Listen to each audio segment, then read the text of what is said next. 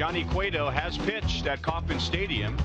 Johnny Cueto has pitched as a member of the Royals, but he has not pitched at Kauffman Stadium as a Royal until tonight.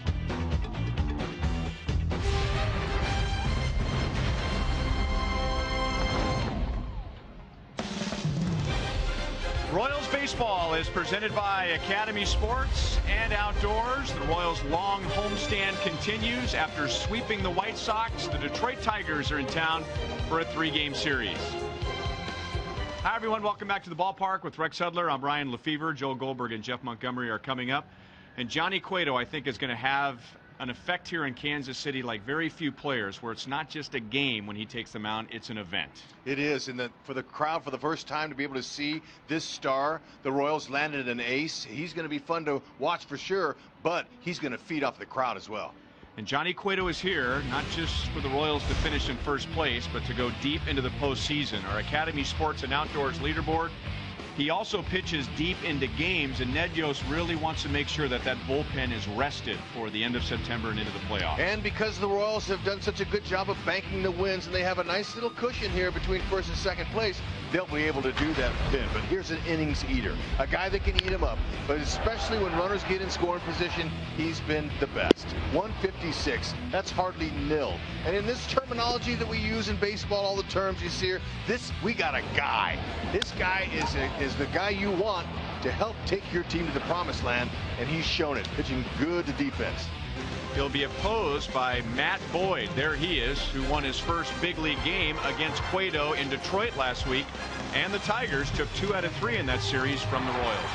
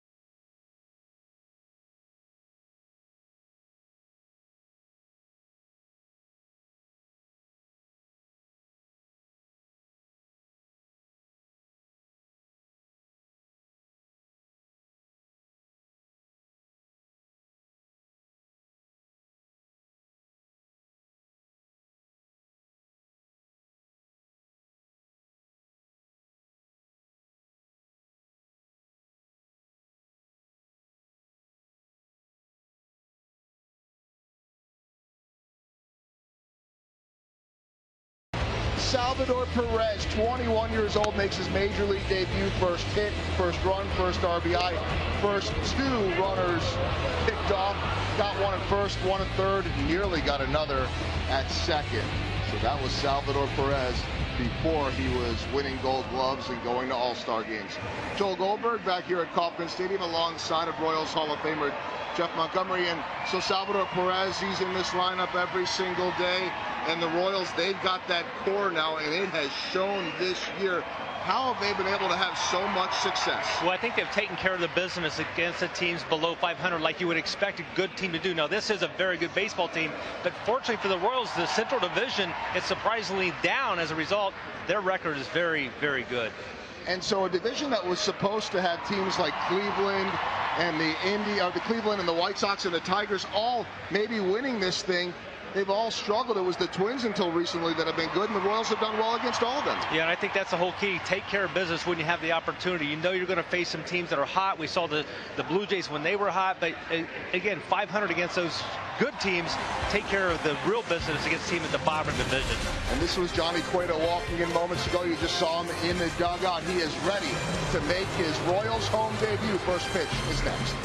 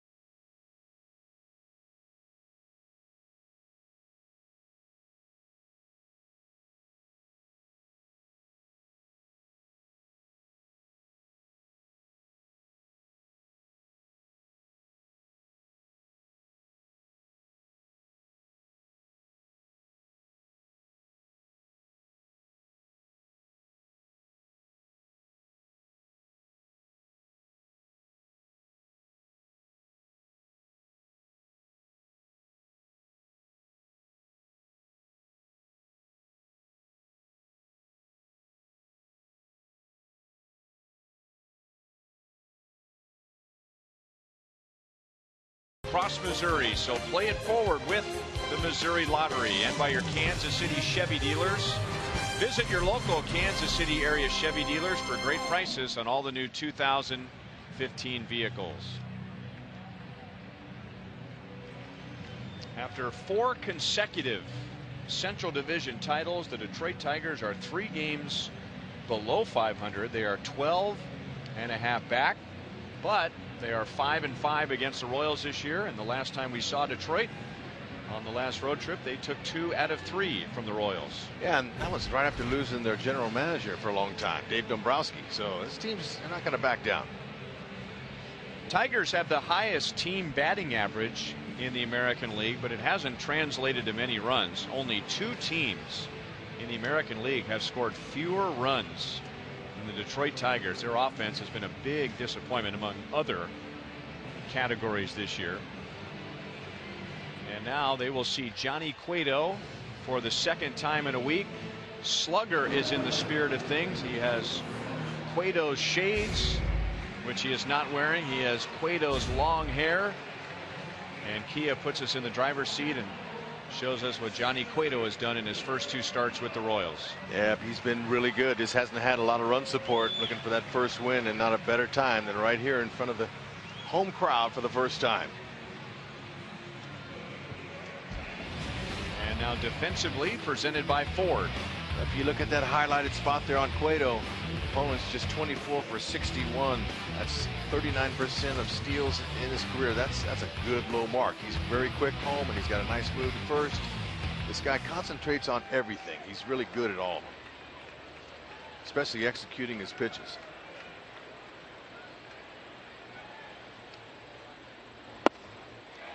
Called strike to Anthony Gose. A nice roar from the crowd here tonight, many of whom are here just to see Cueto. Well, they're going to be entertained, that's for sure, especially with this guy's stable of pitches. There's the quick pitch there.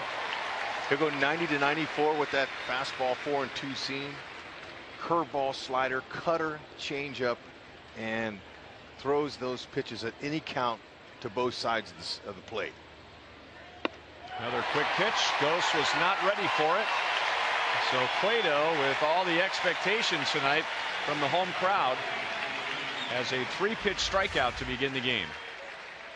And the quick pitch is the toughest one out of all of them, because, you know, even though the hitter's ready for it, it just rushes up on you, and with that type of velocity that Cueto has, he gets exactly those results we just saw there.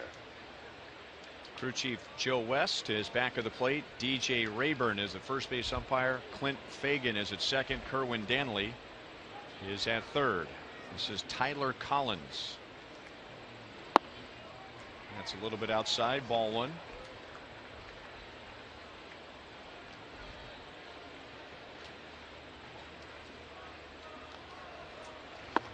Yep, you know, the different looks. Quick pitch, the over rotation of his hips. He works extremely quick. He gets it and goes. Defensive, they're on their toes for him. Got it in on his hands, and an easy play for Alex Rios. 2 down.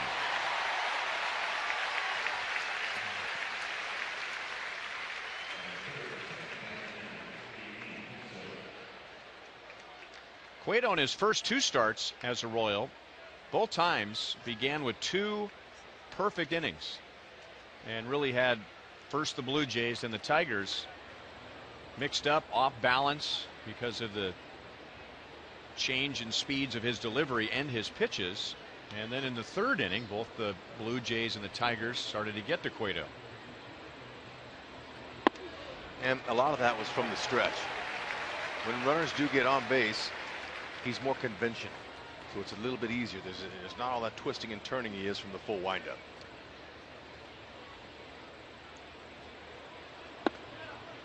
Below the knees to Ian Kinsler. There they are. It's quite a volume of pitches, but he has command with all of them. And there he speeds up his delivery, but he throws an off-speed pitch. This is an extreme talent. There's no question, and you can't teach that ability. That's why they compare him to the great pitcher back in the day, Louis Tiant. That's been 40 years. There's no one else to compare him to. And then there's that. He calls that the rocking chair. Never seen that before. I mean, we've seen Cueto do it, but I never ever did I face anybody that had that type of action.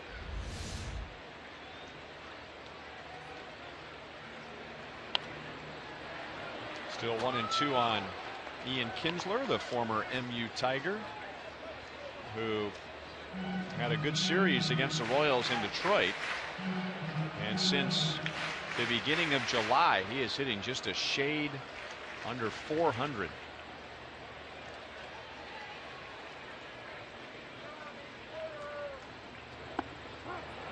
Strike 3 called. So Cueto delivers in the top of the 1st inning. 3 up, 3 down with 2 strikeouts. Oh, what a nice 1st inning. Those quick pitches did the job. Kinsler, you got to go.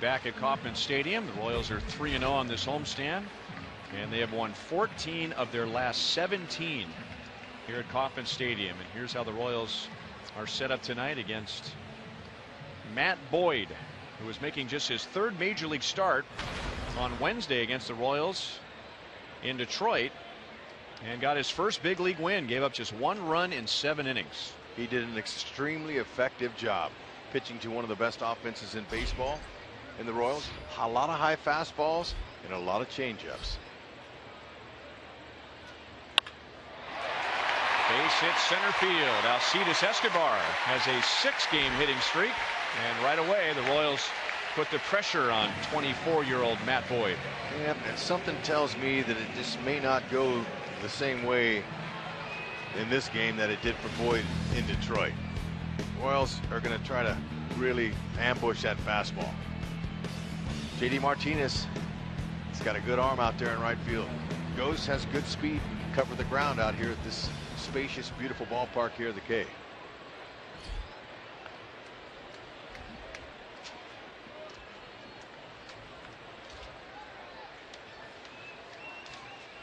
Ben Zobrist, and he lines it into left center field. 2 pitches, and the Royals have runners at first and second with nobody out.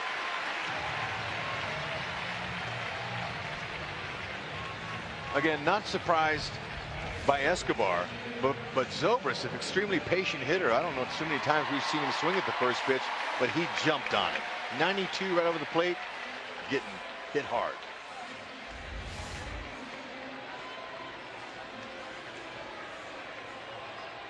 Matt Boyd will throw some occasional curveballs in there, 72 to 75. His fastball is going to top out around 93.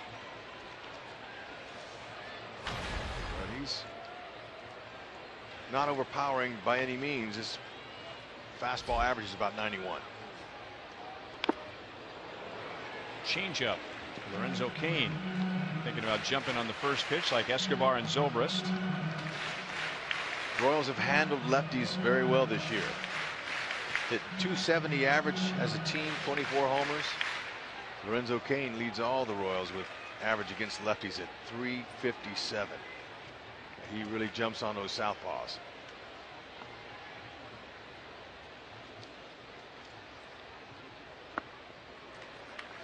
One ball, 1 strike. Ned Yost, prior to the game against John Danks, admitted that maybe the toughest matchup for the Royals now is a left-hand pitcher who throws a lot of changeups. And you think about the first time they faced Dallas Keuchel, the first time they faced Mark Burley this year. John Danks had that excellent start against the Royals in Chicago, and now Matt Boyd beat them on Wednesday. But think about what they did second time around against Dallas Keuchel. Their most recent start against Mark Burley, their most recent start against John Danks. They've been able to make an adjustment and are much better second time around. It's a great point. That's why I'm sure the Royals feel in that coming to the ballpark today that it was going to be a little different outcome tonight. I had a chance to see him. He was extremely successful. And now they're laying off the curve. I mean, the changeups. That's so far in just 6 pitches. They're attacking the fastball. Dale Swaim, I'm sure, had a nice little meeting with these guys. The Royals saying, hey, look, this guy really toyed with us last time out with that changeup. Let's try to eliminate it. Take it. Unless you get 2 strikes on you.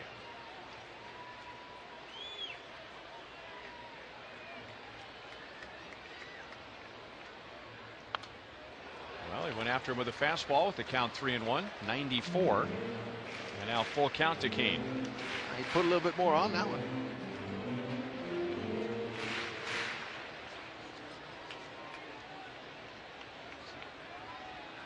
Expecting another big crowd here tonight. Royals had 1 sellout in the Chicago series and 2 other games of 35,000 or more. Cain, left center field. There is nobody there. And by bouncing off the wall, the Royals will get 2. Lorenzo Cain, RBIs 49 and 50. And once again, the Royals score in the first inning. 26 double, and it was a beauty. He worked the count to full, and he delivered. First three hitters, they're all over Matt Boyd.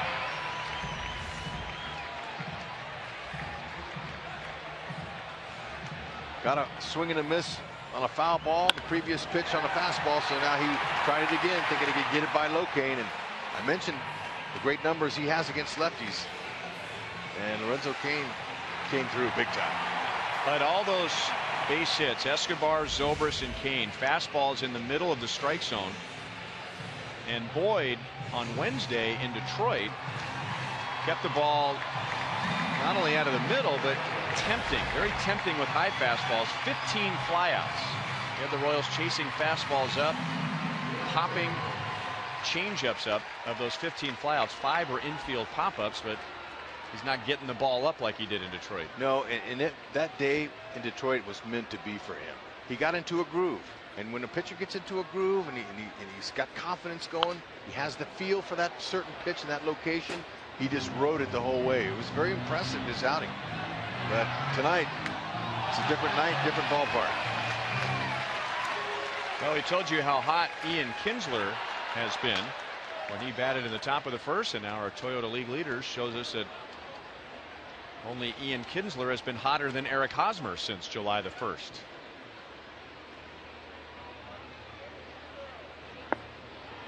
Hosmer had a heck of a rip on a first pitch fastball, now lays off a curve. Hosmer drove in 3 in the Chicago series, and he's had a big year this year against the Tigers.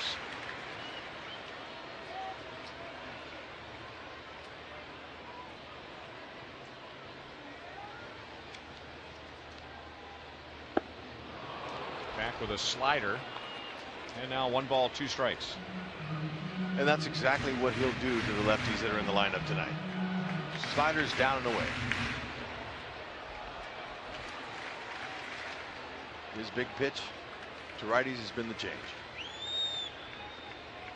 He showed a little bit of deception in his delivery too. But just look for mistakes up in the zone, and so far they haven't missed him. Started to go and able to stop. Kerwin Danley is the third base umpire. 2 balls, 2 strikes.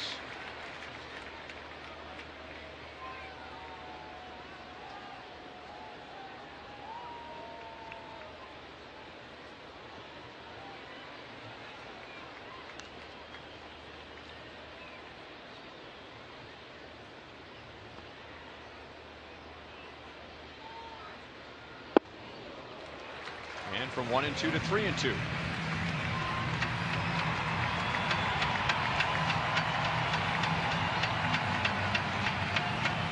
When Boyd beat the Royals last week, that was his Tigers debut. He was one of the young pitchers going from the Blue Jays to the Tigers in the David Price trade. Got him down and away. So Boyd strikes out his first, and there's 1 away in the first inning. Now Haas is telling himself, I don't know why I even swung the bat up there. He wasn't going to give me anything to hit.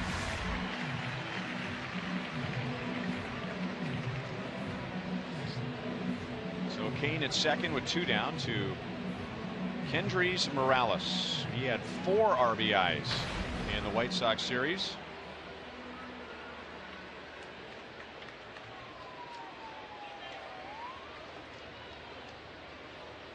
Morales has driven in 80. Tied for second in the league with those 80 runs driven in. 0-1. Yep, the Royals were looking for a designated hitter when Billy Butler departed, and they found a beauty. The most productive designated hitter so far by the numbers. See those 80 ribbies overall.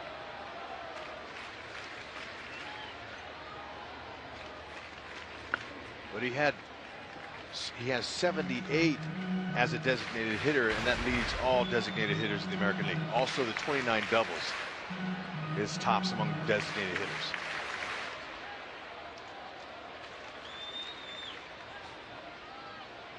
It's a pretty dangerous hitter. By seeing those numbers there with runners in scoring position, he's been doing his job.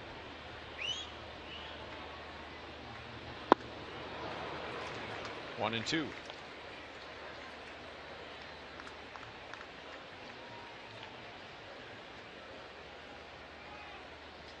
Boyd trying to work his way out of a potential big inning.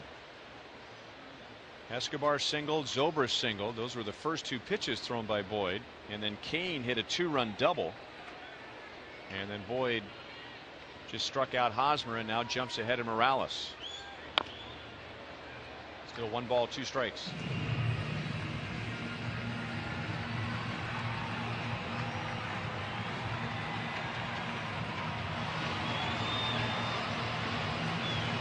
Royals are 5th in the American League in average home attendance.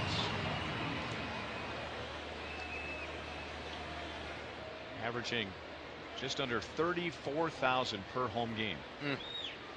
It's been a beautiful thing to see. 2 and 2.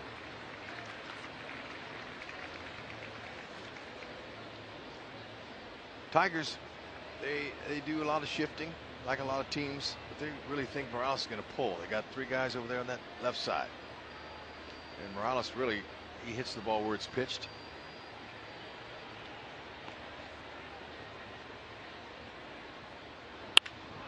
And another base hit. That'll get Kane to the plate.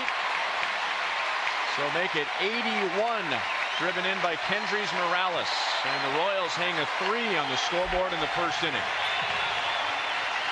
That makes Morales 10 for his last 21 against left-handers. And I'll tell you what, I like the hard hit ball, obviously with the stake attached to it, but watch Lorenzo Cain at the bottom of your screen. Okay, he froze because he wasn't exactly sure if the shortstop was anywhere near it. So in case he didn't want to get doubled up, and he knew he had plenty of time to score the run if it went through. That's good heads-up base running.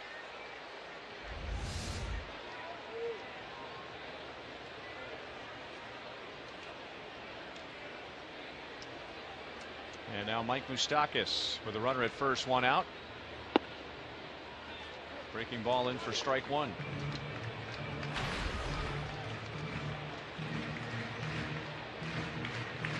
I mean, it's still early in the game, but it's almost like the Royals hitters all had a little meeting and said, hey, look, come on, let's get some runs for our guy Johnny. Let's help him out tonight. No swing, 1 ball, 1 strike.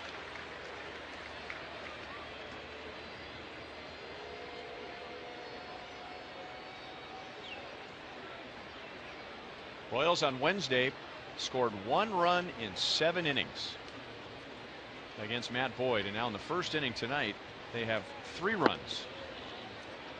1 and 2 on Moustakas. Boyd not about to throw him a fastball. Everything has been a breaking ball.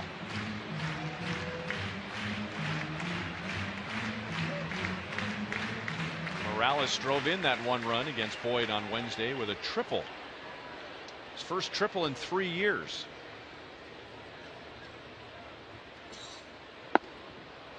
Again, no swing.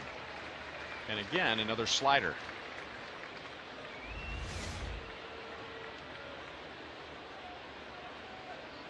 Hosmer and Moose, the lone left-handers in Ned's lineup. That's what they can look for every time this guy throws. I mean, not every pitch, of course, but that's his money pitch on him. Now a fastball, and he just missed. 3 balls, 2 strikes.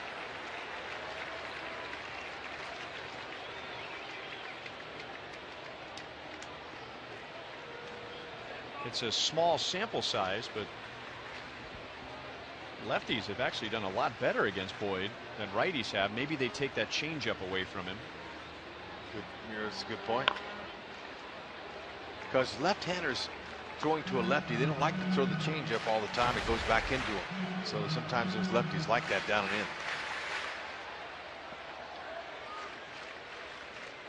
in. And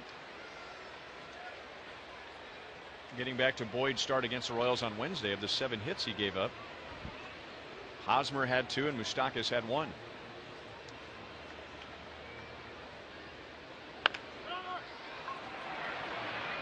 Marte to second, no double play. Morales is cut down. 2 outs.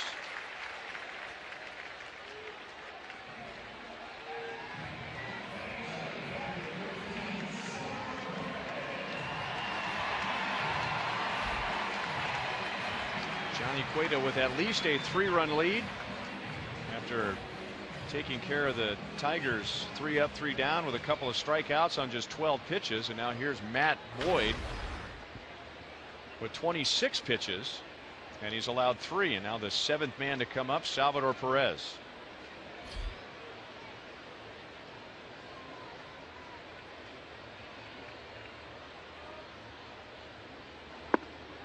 There's the change.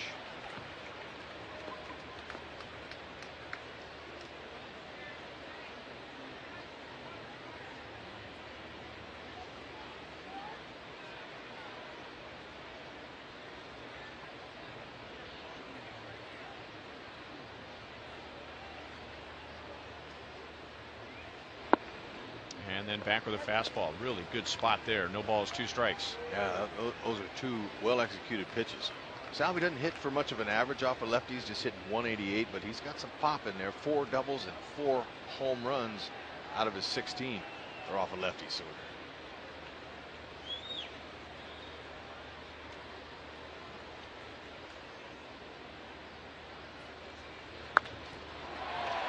pulled into the left field corner, but he was out in front. Still 0-2.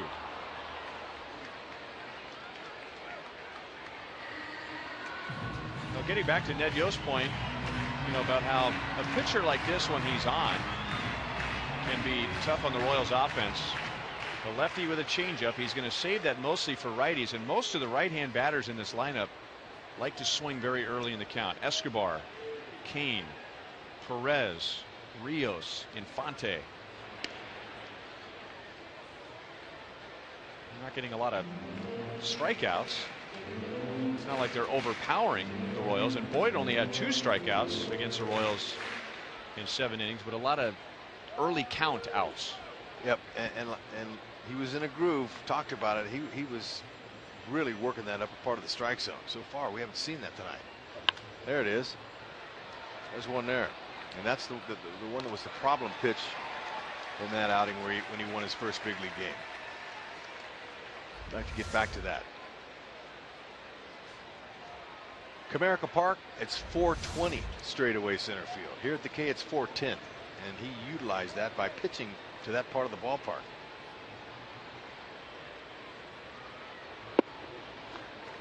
One and two. Yeah, Anthony Gose was a busy man that night with Matt Boyd on the mound. Tiger center fielder. All he's done tonight is run down base hits to the gaps.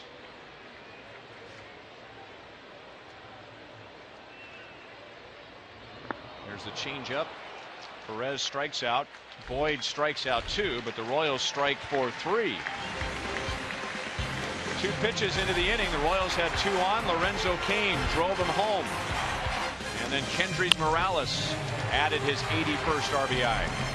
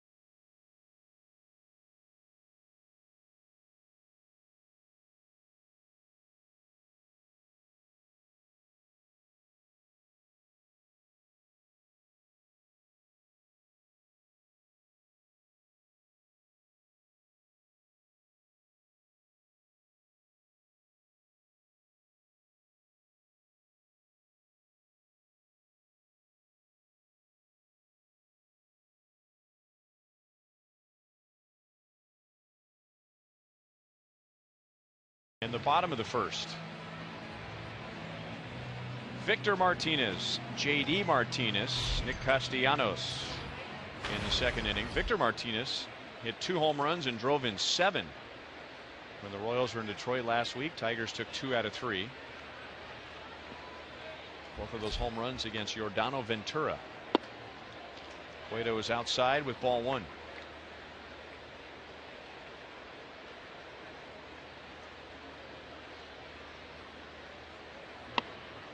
I remember both times before Victor Martinez came to the plate, Ian Kinsler hit a ground ball, and on both occasions avoided grounding into a double play, which would have ended the inning, and got Martinez to the plate, and both times he went deep. That quick pitch has been beautiful, and it's so smooth. He's doing it every time now. Same arm speed, arm slot, but different pitches.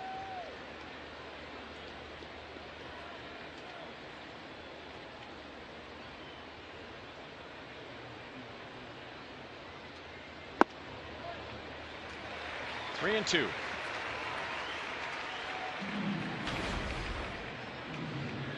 That is the most at bats for any Tiger against Cueto.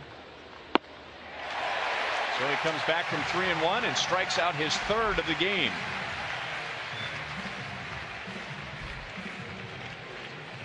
He is like a knife going through hot butter right now. He is so smooth with everything. That quick pitch is working nicely for him. It comes out of his hand so smoothly, and it's on the hitters in a heartbeat. Very sneaky, especially after a hitter trying to focus and concentrate on the release point. In the windup, he makes it extremely difficult.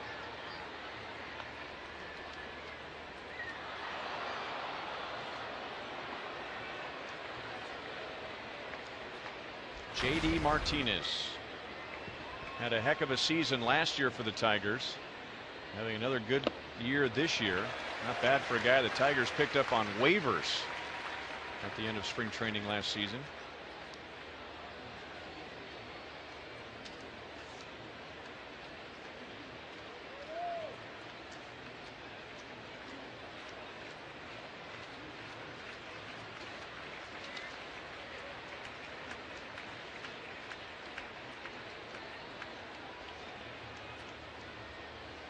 As Cueto stepped off the back of the mound, J.D. Martinez didn't get out of the box, didn't lose his toe hold at all.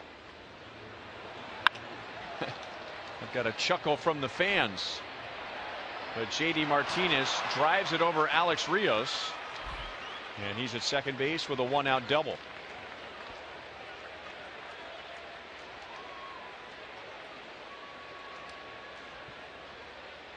Such a unique delivery there, that little rocking chair. You never hear a crowd react like that. That was interesting. They found humor in it, but that was a great swing. That was a heck of a pitch. Heck yeah. You got to credit the hitter, J.D. Martinez, for getting the ball out there, and Rios didn't think it was hit all that well. Carried.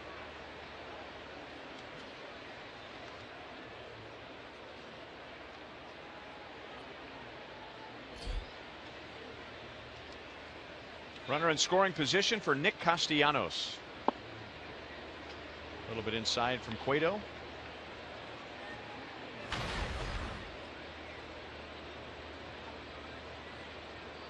Second full big league season for Castellanos, batting at .239. He has driven in 50. Right center field. Rios is there. J.D. Martinez bluffing a tag. He'll hold. 2 down.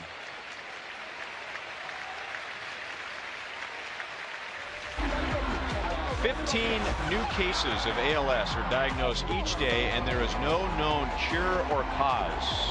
Please join the ALS Association, Major League Baseball, and all 30 teams in the ALS Ice Bucket Challenge during August. To learn more, visit alsicebucketchallenge.org. I saw you guys on TV this weekend showing Ned Yost and Joel getting an ice bucket challenge, or a bucket of ice, courtesy of Salvador Perez. He did. It was great.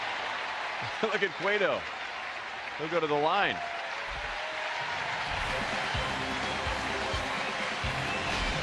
Two scoreless innings, and the Royals have a 3-0 lead.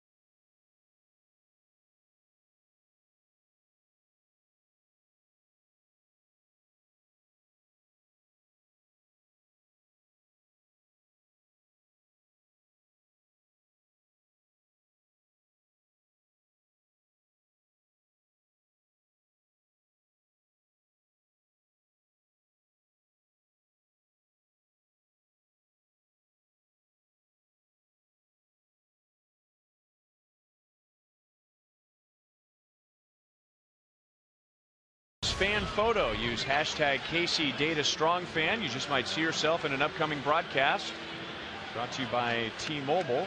It's not a bad photo right there. And when Cueto made his Royals debut in Toronto, we wondered how long would it take for the fans to find different ways to come up with Cueto dreadlocks. And we showed you Slugger. He already had his Cueto dreadlocks. Going to be a t-shirt of some sort, isn't there, with the dreadlocks on the back of the t-shirt? Heck yeah. I'll wear it. Wish I could grow them. Now that's taking it to another level. The Predator. Alex Rios, Omar Infante. Alcides Escobar in the second inning. Rios scored the go-ahead run in the Royals' victory yesterday. The White Sox tied the game in the 8th, and as they have so many times this year, the Royals came right back and retook the lead, and Rios was the man who got on base with one out. Came home on a ground ball from Infante.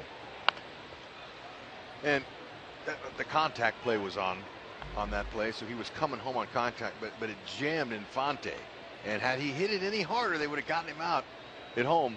Just amazing how the ball bounces. When you're going good, you score runs like that.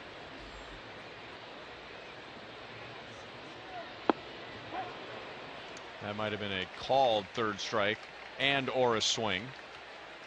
So Boyd has 3 strikeouts, which is one more than he had over 7 innings against the Royals on Wednesday. One down in the second inning. And now Infante.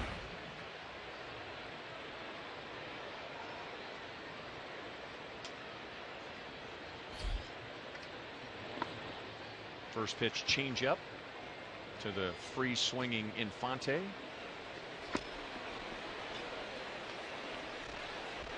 Anything to keep that little guy occupied.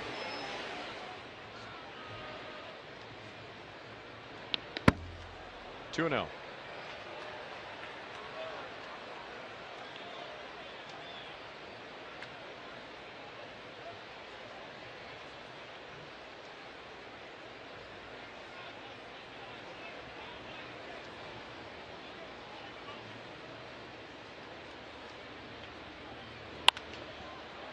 Got it in on him just enough.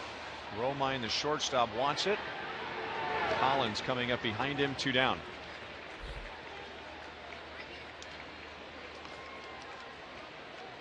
A reminder, as you enjoy a cold one, to look forward to Miller Time later in tonight's game, brought to you by Miller Lite.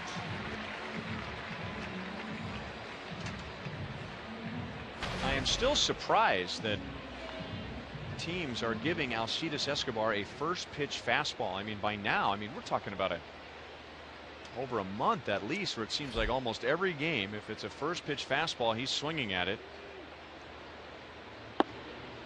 If it's in the strike zone, that was over the outside edge. But Matt Boyd tried to lay one in there to Escobar in the first inning, and he lined it into center and scored one of the 3 runs.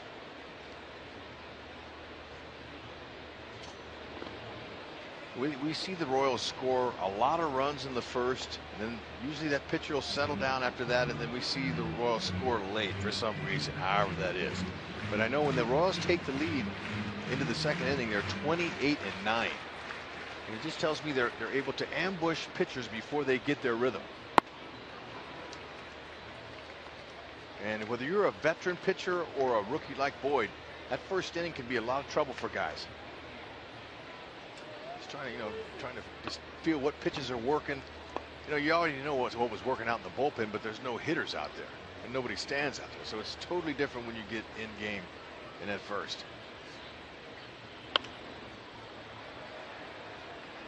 1-2 on Escobar.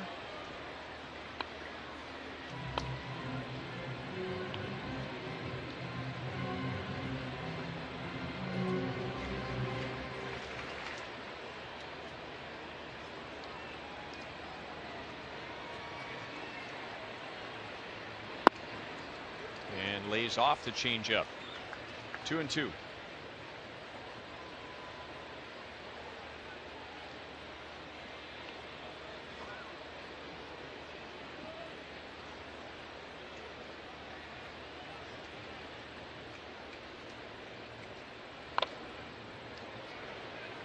He's got the good changeup, and we've seen 93 and 94 with his fastball, so it's not like you can sit on that changeup and react to the fastball.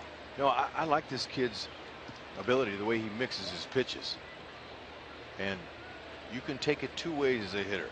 You can go up there looking for the fastballs like the Royals have been doing. Or sometimes if a guy throws 40% changeups, you can go up there, spit on the fastball, and wait for that changeup.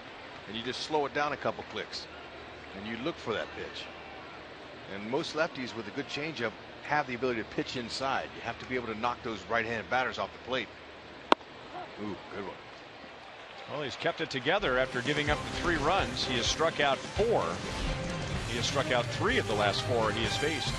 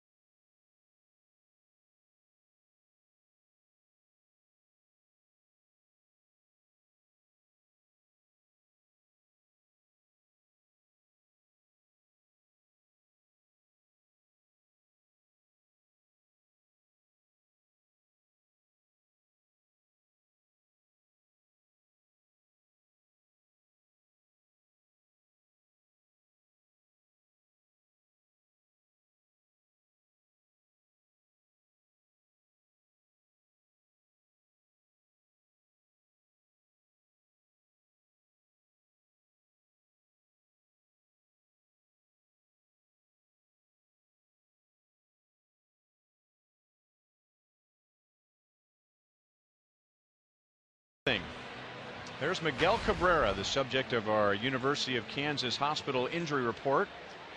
He has been out with a pretty severe calf strain, been out since right around the 4th of July, so over a month. Fielding ground balls, taking batting practice, and the big test tomorrow will be to run the bases, and that's how he injured himself.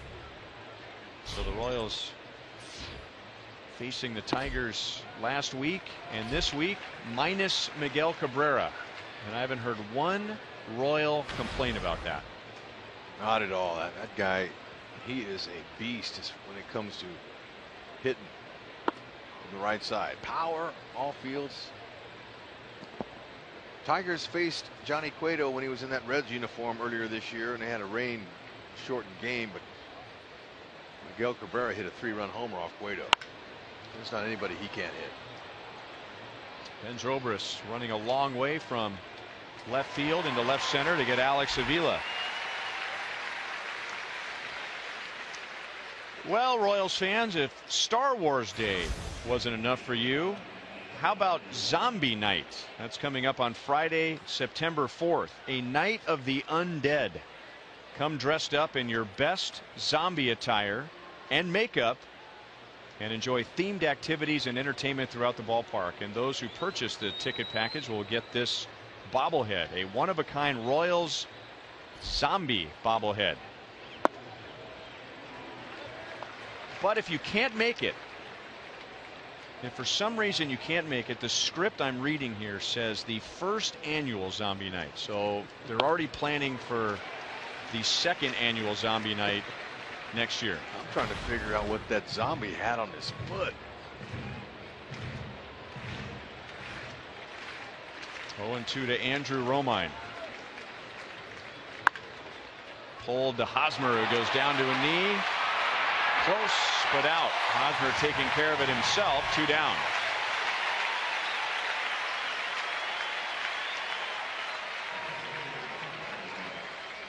Johnny Cueto well aware of the defense that plays behind him. One of the reasons he was so excited about finding out he got traded to the Royals, he says, oh yeah, I want to join a team that's got a 50+ runs saved for their defensive statistics, and he's at the right place. Beautiful. So 1 hit for the Tigers, first time through the order against Cueto.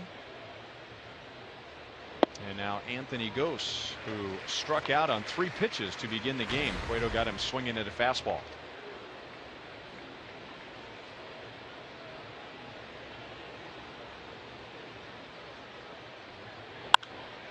Tied him up. Escobar to the grass. 3 scoreless innings for Johnny Cueto in his Kauffman Stadium debut as a Royal. 3-0 KC.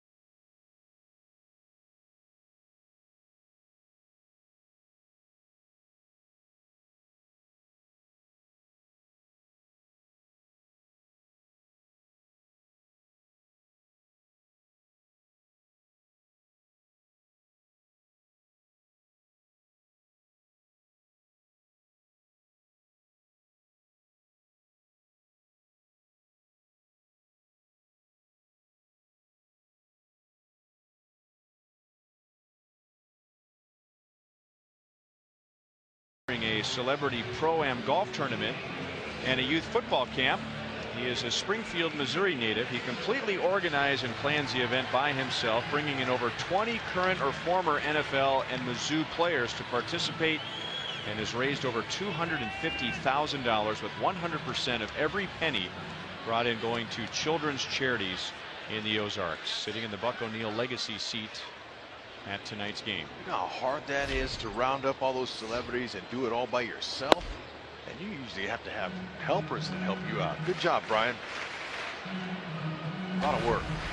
Ben Zobrist singled and scored in the Royals' 3-run first inning. And like Alcides Escobar swung at the first pitch he saw from Boyd. Changeup is low.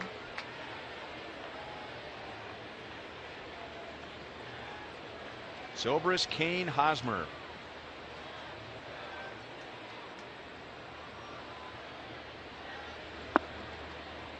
Backdoor slider. 1 ball, 2 strikes.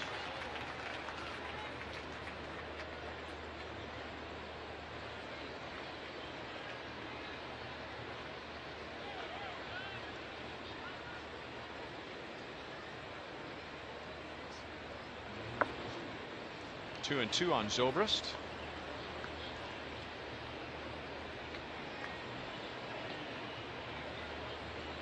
Royals, of their first 5 hitters, 4 had hits, and the Royals scored 3 runs, and now Boyd has retired 5 in a row with 3 strikeouts.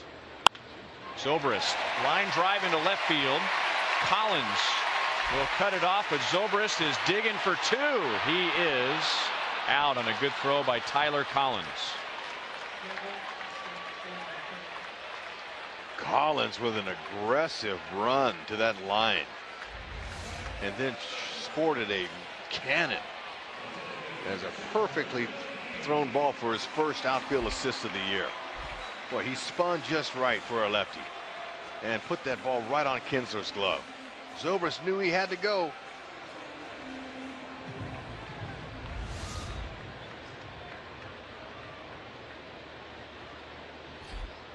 That's an energetic young Tyler Collins. He's a young player with a lot of energy. He's got a solid left-handed bat. Kid, he's going to find himself in left field in a lot of games here this rest of the season. Lorenzo Cain drove in his 49th and 50th runs with a 2-run double in the first inning. Aggressive swing at a high fastball, 1-1. I'm extremely impressed with Zobrist, his hands, but Lorenzo Cain, let's go back to that 3-2 pitch he drove into the gap. And his head position was down on it, very nice. He's looking, he had great balance. Everything was good about that.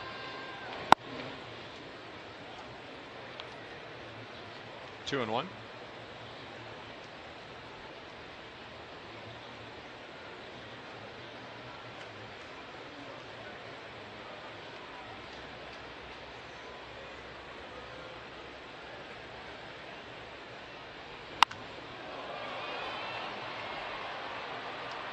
Just out in front. That's back into the crowd. 2 and 2.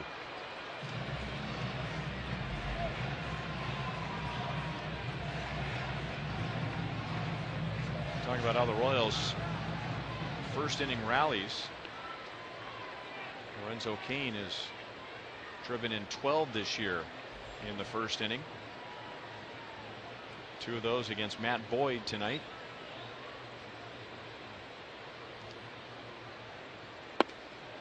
Full count. Hosmer is next. Well, Lorenzo Cain, he is locked in on Boyd. Second time in a row in consecutive at bats he's worked a 3-2 count.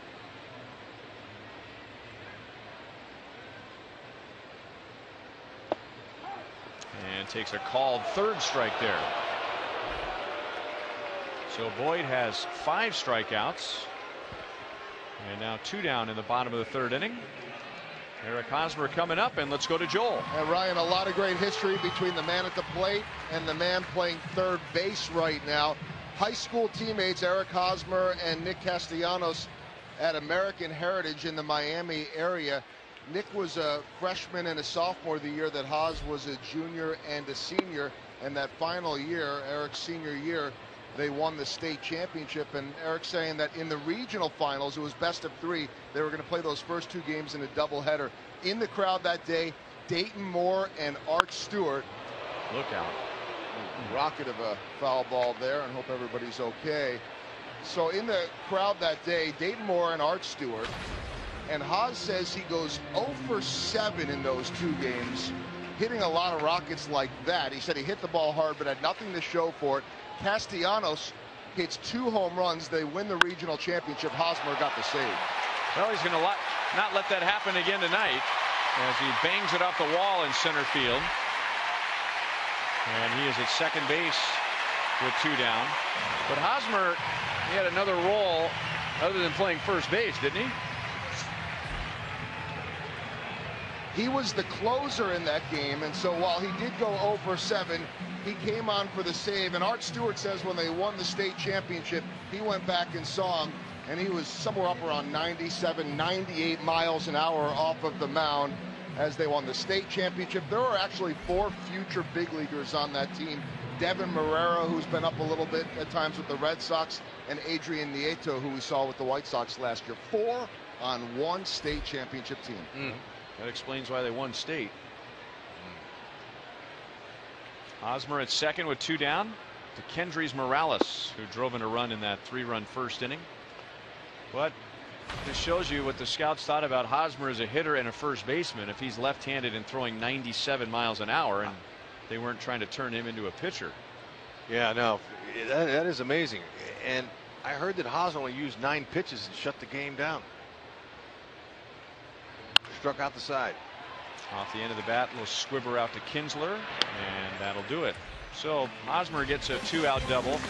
Boyd gets a good defensive play and a Collins throw at second base, and the Royals are scoreless.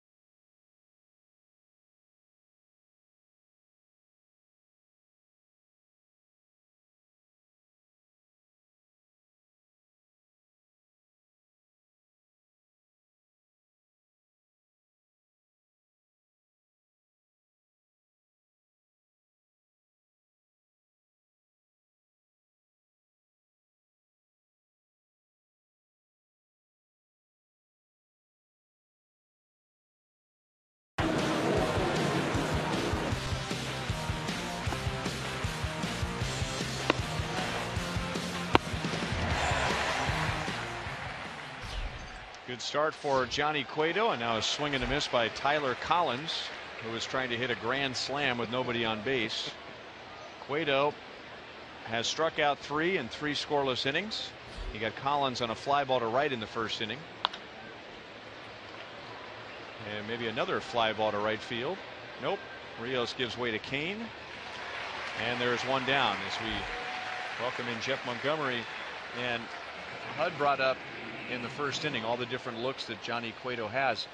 And as deceptive as he is, if it was as easy as it is for other pitchers, there would be other guys who do that. So as a pitcher, how hard is it for Cueto to be as effective doing all those? As I put it, it's like facing your uncle at a family reunion in a wiffle ball game, right? Well, he's very unique, and the ability to get himself in a position to throw a baseball with those 4 or 5 different varieties off of his windup is a very special talent. I remember David Cone could do that here, former Kansas City Royal, but not many guys have the ability to do all those different gyrations and pauses and movements and still get themselves in a good throwing position.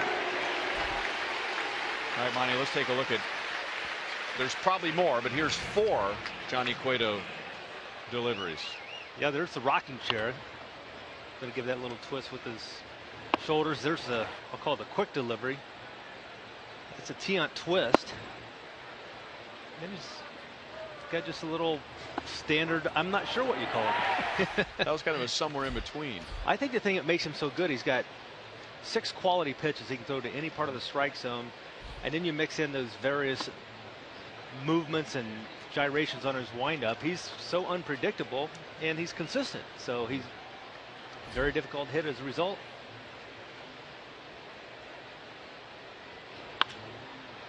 Heck of a conversation, Monty. Thanks for dropping by. Nice talking to you. We'll chat more with Monty as Cueto has a 5-pitch top of the 4th inning.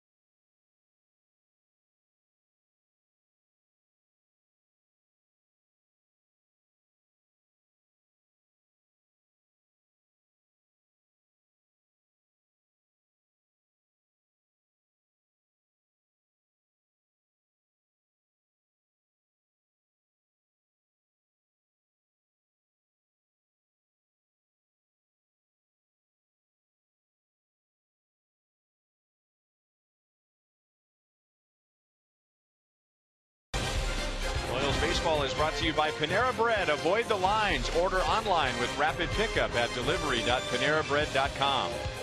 By Menards. Save big money at Menards on all your home improvement needs.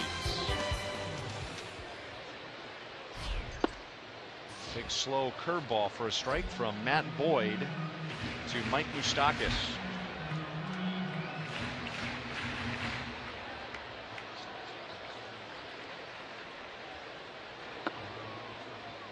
Moustakas reached on a fielder's choice in the first inning. Matt Boyd has shown really good composure, I think, tonight after getting knocked all over Kauffman Stadium. The first 5 batters that he faced, and now a high pop-up. Avila to the screen and has just enough room. 1 down.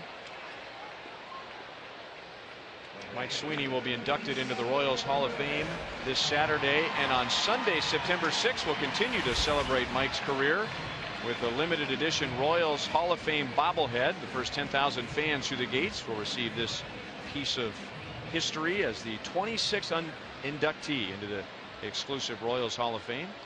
Gates open at 11:30 for that game on Sunday, September 6th. That's the Royals and the Chicago White Sox. There's a smash into left field for a base hit. Good time to talk about Mike Sweeney, Monty, with you here. His first big major league season was your last, and it was my first year as a Royals broadcaster. And the thing I will remember the most, well, aside from you getting your 300th save back in 1999, was how excited Mike Sweeney was. Now he runs out of the screen, but I mean, he ran over and he just couldn't wait to get to you, and that's just the kind of teammate that he was. He was a great teammate. Really excited for Michael this weekend, his family, the opportunity to go into the Royals Hall of Fame. Very well deserved. Alex Rios struck out first time against Boyd. Boyd's composure knocked around early on. He's hung in there. Game of adjustments, and that's one thing in his start against the Royals last week. The Royals really didn't make the adjustments to figure him out. Came out with a different plan tonight, made their adjustments, did well in the first inning, but he's adjusted since then, so you got to give him some credit. Yeah, they were early on. The Royals were hunting out that fastball, and he wasn't as effective up in the zone with it as he was in Detroit. And now he's back to mixing, and he's bringing in some more sliders. And he's still trying to find himself. This is only his fourth major league start. Big league debut, bottom line, not bad. 4 earned runs against Texas. How about his next start? He didn't get a single out and gave up 7 runs, 6 hits. Then joining the Tigers, so the pressure of being part of the David Price trade, and his Tigers debut was at home, and he allowed just 1 earned run in 7 innings to the team with the best record in the American League. Right, and that was a very impressive start for him because there was a lot of pressure going on with the way the team had been playing. They make the big change, and they just let their general manager, Dave Dombrowski, go. So there's a lot of moving parts going on, but he went out and very calmly settled down the Royals. I think the Royals were looking at those previous 2 starts and the numbers, and they were saying, we're going to mop this guy up. I think everybody felt good. You got Cueto going against a guy making his first start in a Tigers uniform. Right. Why wouldn't you think you weren't going to get him? And Boyd isn't even the biggest name in that trade. Lefty named Daniel Norris was the Blue Jays' #1 pitching prospect going over to the Tigers. We will see him on Wednesday night in this series. And now Rios is down on strikes. So Boyd, after giving up 3 runs to the first 5 hitters, has struck out 6. And now 2 down in the 4th inning. Monty, are those adjustments between the pitcher and catcher when after getting lit up and now he's adjusting, obviously, is that talked about in the dugout when they go in there? Do you think they figure that out, or they just, is that on McCann, or is that more for Boyd? Well, there's going to be a discussion with the catcher, the pitching coach, and the pitcher. Everybody's going to get together and try to figure it all out. That's right. It's a Vila tonight. Well, he's held it together. 3 runs in the first inning and now 3 scoreless innings.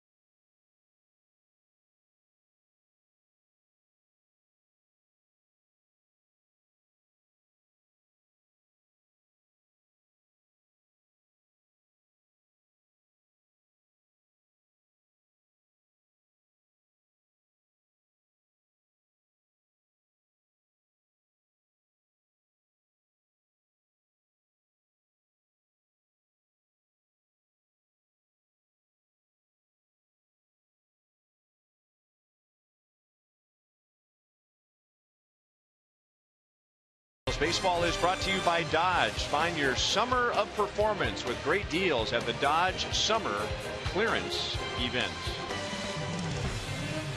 The statue of Mr. and Mrs. Coffin as if they are basking in the glory of the Royals. Out in left center field in the outfield experience. Johnny Cueto has 4 scoreless innings. He has allowed 1 hit, and it was to J.D. Martinez. 1 ball, 1 strike. And on that hit, he did the rocking chair, and he just did it again there. But this time he jammed him inside with a fastball. The other one he shot out to the opposite field looked like a cutter on the outer half. In on him again, and Infante makes the play, 1 down. Haha. Right away, Kelly and Morgan out in center field. They've got their Johnny Cueto wigs.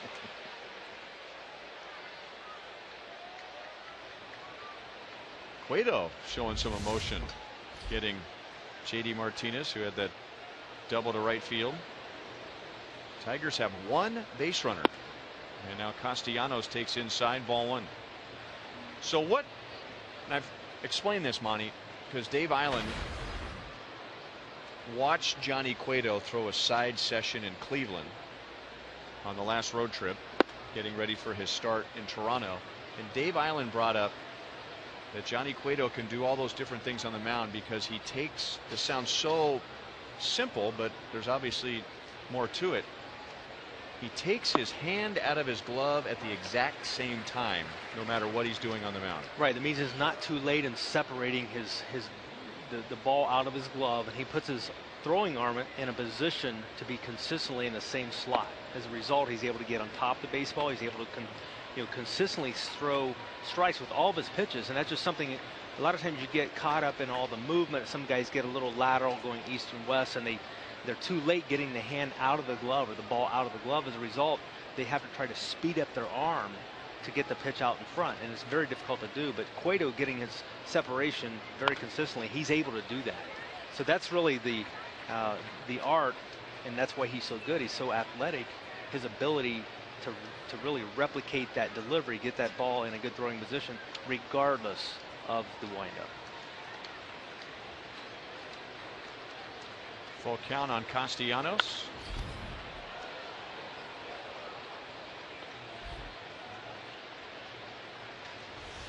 Take a look here from center field. You see he's got that glove kind of right in front of the belly button every time when the ball comes out of the glove, and it's just like clockwork, and he's able to put himself in a very good throwing position as a result of that.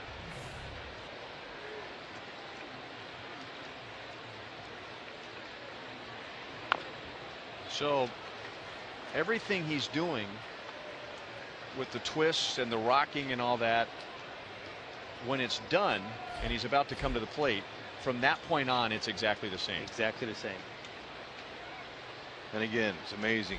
Fastball, curveball, slider, cutter, change. He has all those weapons, but he's very consistent with his hands. Good pitch, 3-2. Kane makes a play in center field, 2 down. So we've talked about his variety of pitches. We've talked about all of the different things he does from the windup, but I think the thing that's most impressive is about his ability to throw to all parts of the strike zone. A lot of guys good down, a lot of guys good up, a lot of guys good in, a lot of guys good out, but he's good at all parts of the strike zone, which makes him very effective. And the other thing I've heard hitters talk about, the ball leaves his hand, it looks like it's a ball, and it ends up a strike.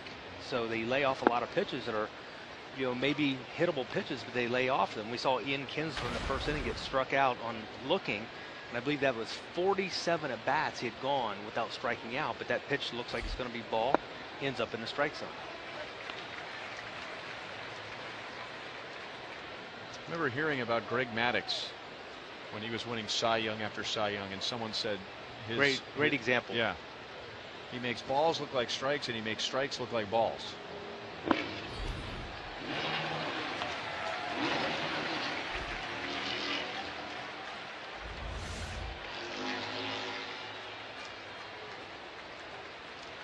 Thomas Edison. He's inventing out there. He's confident. Just inside. 2-2 on Marte.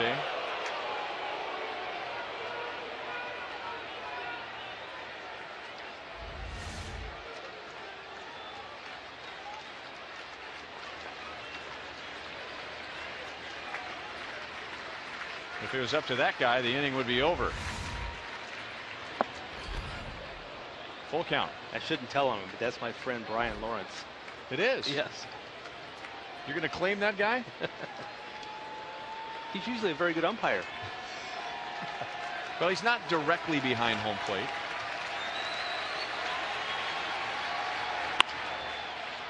Moustakas. And it's Escobar backing him up, but the ball didn't stick in his glove. So Marte is on with 2 down.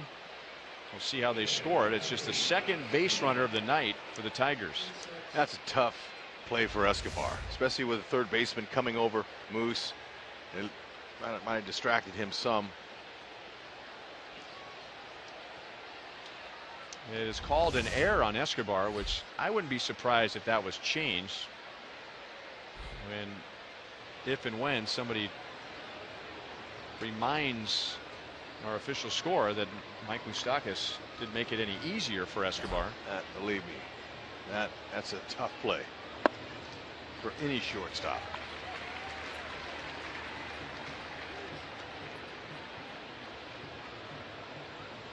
And he may have seen the error on the scoreboard. Disbelief. Yeah. What he was saying was, I'd like to see him try to make that play.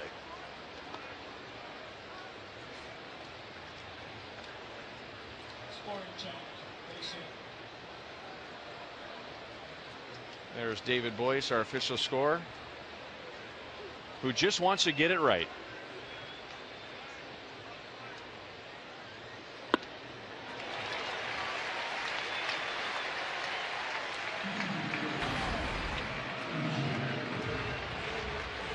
Avila flied out to Zobrist in left field in the 3rd inning.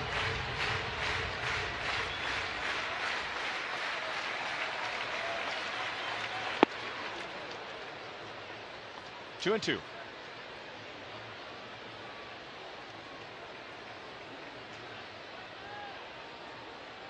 We had mentioned when we were in Detroit, the Tigers fired their longtime, not just general manager, but president and CEO Dave Dombrowski. He was replaced by his longtime assistant Al Avila, who is Alex Avila's father. And one of the first decisions Al Avila is going to have to make this upcoming offseason is what to do with his son.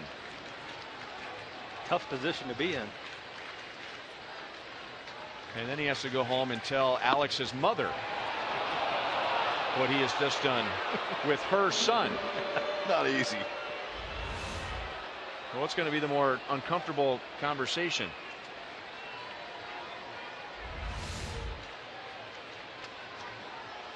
Mike just mentioned 2 words.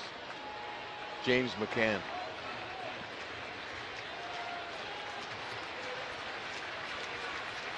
Marte runs. Avila strikes out. Johnny Cueto pitching at Kauffman Stadium in a Royals uniform for the first time.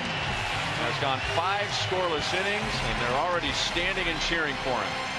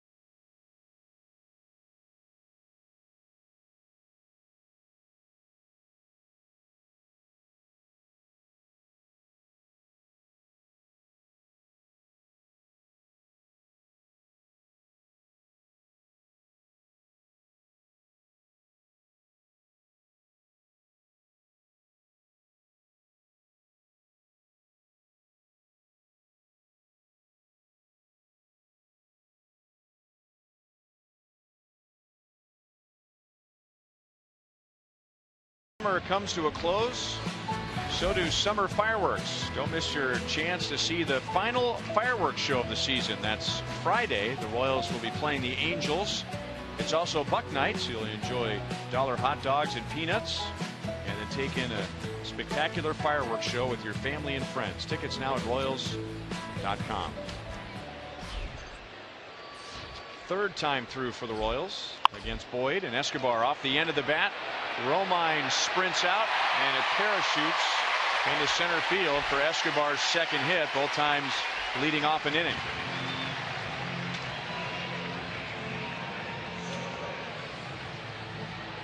You can't place that. Escobar couldn't have caught the ball and thrown it out there any better. Off the end of the bat on a changeup. You used the right term, Rhino. That had a parachute on it. It just floated down in there for a knock.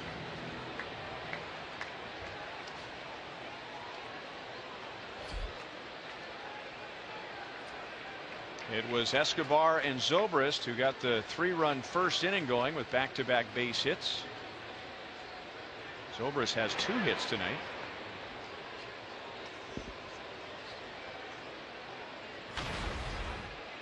Both base hits to left field. In the third, he tried to stretch it into a double, and Tyler Collins gunned him down at second base.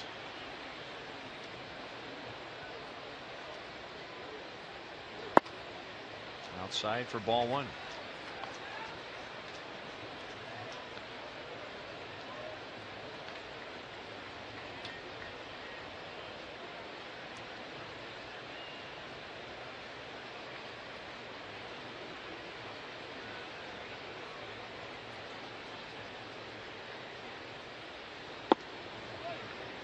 One and one on Zobrist.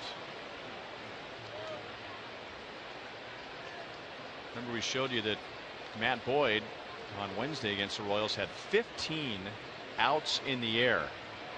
5 of those infield pop-ups. He has 3 outs in the air so far tonight.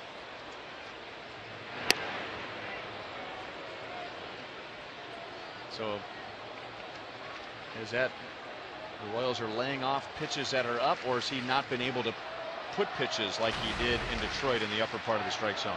What I noticed in the first inning, he was a few clicks down below the top part of the strike zone. He's really more in that hitting zone, and the Royals, they didn't waste time on jumping all over those pitches. Whereas over in Detroit, this game he had over there, his pitches were on the top part of the strike zone or above it. And the Royals continue to chase that. And we were talking last inning about the fact that McCann caught him in his last start, and I was really surprised today when he didn't catch him again. He did such a nice job with him back then. Yeah, and I automatically thought it was McCann, but it's Avila. So we talked about the adjustments that were made after that first inning, and he's done a great job since. Now, do you think they did it in game, that Avila went over with Boyd and they said, hey, let's try to work on some of that? I'm sure he talked to him a little bit about what he's got to do in order to get back on track, and he's done a really nice job of it.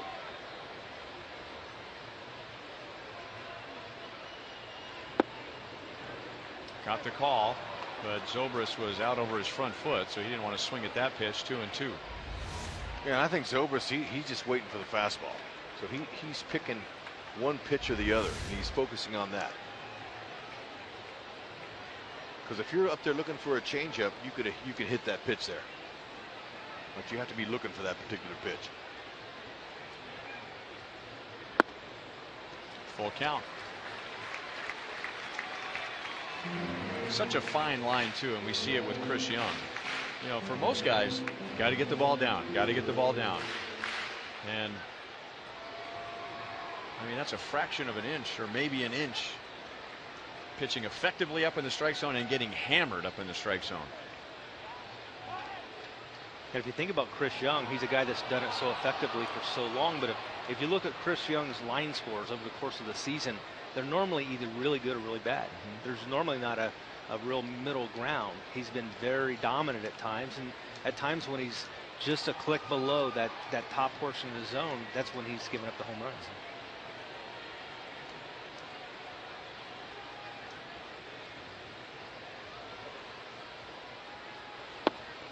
Zobrist lays off the changeup again. So Escobar and Zobrist are at it again in the 5th inning. A single and a walk. 2 on, nobody out for the middle of the order. And that is Boyd's first walk. Remember to vote for the Royals Player of the Month at rallyhouse.com, and you'll be entered to win a majestic prize pack from Rally House. And there's the Royals Player of the Month for July, Lorenzo Cain. Well, in the first inning, with Escobar at second and Zobrist at first, Cain hit a 2-run double. And here he goes again with Escobar at second, Zobrist at first. They begin to move around now in the Tiger bullpen.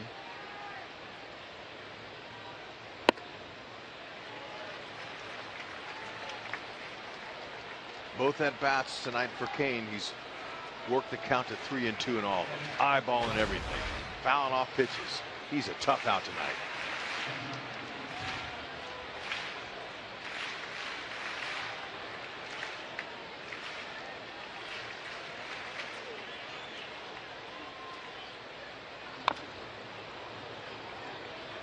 One and one. Buck Farmer warms up in the Tiger bullpen.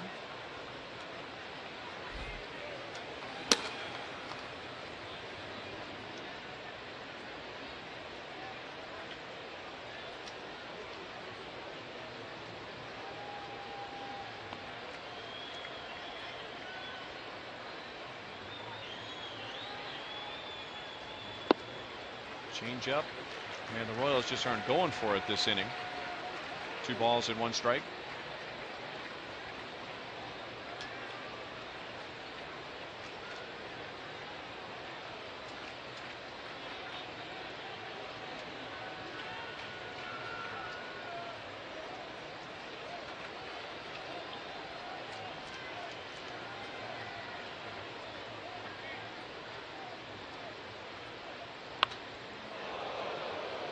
Two and two. Ball went right by Jersley. Jersley, who's awfully close to home plate, man. That's a dangerous spot for a third base coach to be on a right-handed batter facing a left-handed pitcher.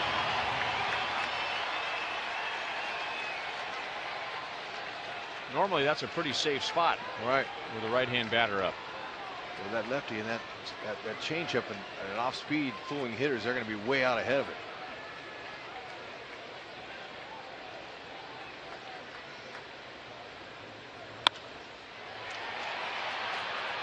Out at second, and this time Boyd gets Cain to ground into a double play. Escobar goes to third.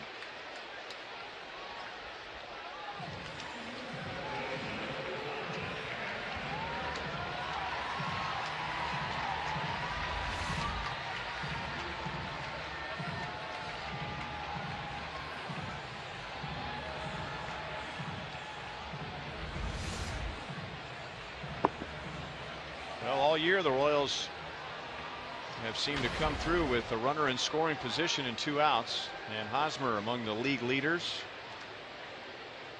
hitting with 2 outs. 1 for 2 with a 3rd inning double.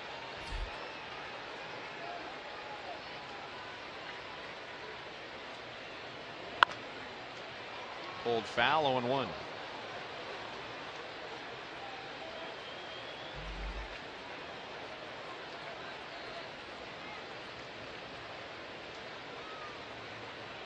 Hosmer now has an 8-game hitting streak against the Tigers, and if you go back to last year, he has hit safely in 20 of his last 21 games against Detroit, with 9 RBIs. 1-1.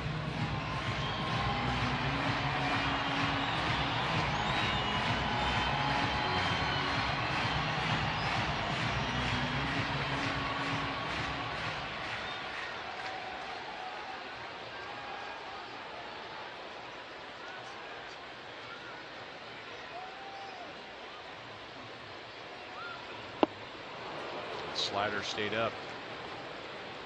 1 ball, 2 strikes. Hosmer shaking his head. I'd like to have that one again. Yep. Especially the wicked sliders that Boyd threw to him in the first inning.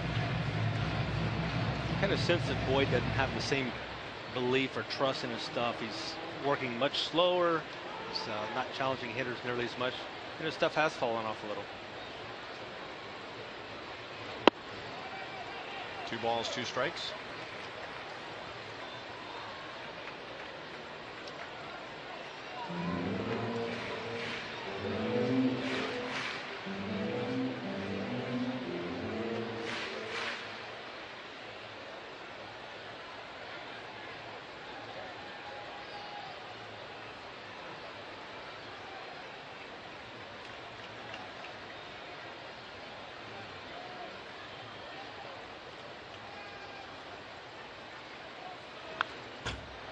Reaching out and got a piece of it. Still 2-2.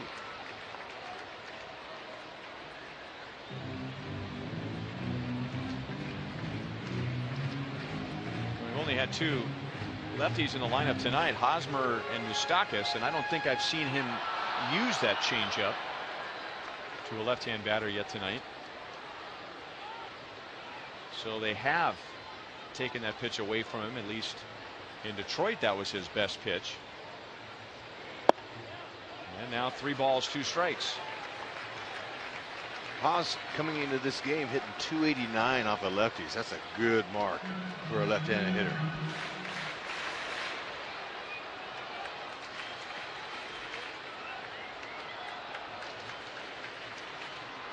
That was the pitch that got Hosmer swinging in the first inning, a slider. Stayed up again. Didn't have that finish like he did earlier in the game. With that, getting that slider down.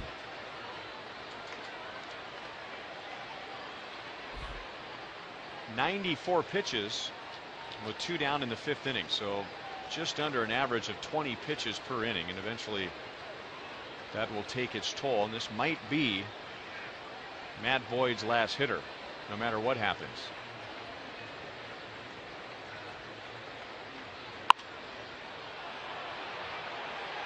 Up the right field line, Kinsler into foul ground, and Matt Boyd, after giving up 3 in the first, strings together 4 scoreless innings to keep the Tigers in the game.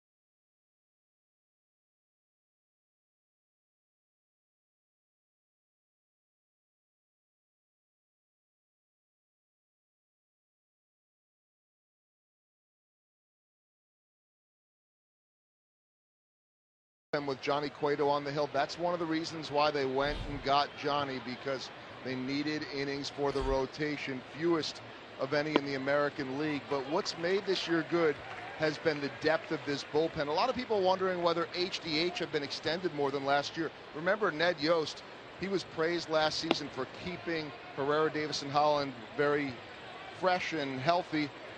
Well, while they've needed the bullpen a lot this year, those guys have thrown almost the same amount of innings through 110 games as last year. Through 110, Herrera has thrown just 3 1/3 more this year. Davis has thrown an inning and a third less, and of course Greg Holland spent some time on the DL, so he is significantly less too. What has made that happen? Madsen, Morales, and Hochevar. Last year those innings were going to guys like Crow and Marriott and Francisli Bueno, but the addition of those 3 have taken the load of work in the bullpen and allowed Ned Yost to keep HDH fresh for the playoffs. Good point, Joel. And yeah, there are games where, you know, those 3 guys could be out and you still have Hochevar, you still have Morales, you still have Madsen. Ned was asked, I think it was after the game yesterday, because Madsen had the save against the Tigers. Somebody asked Ned, how many closers do you have? He said 4.5. Yeah, 4.5. And of course, do we know who the half is? I think Luke. You're talking about Luke. And then you want to add Chris Medlin into the mix of this bullpen. What he did yesterday, there spectacular.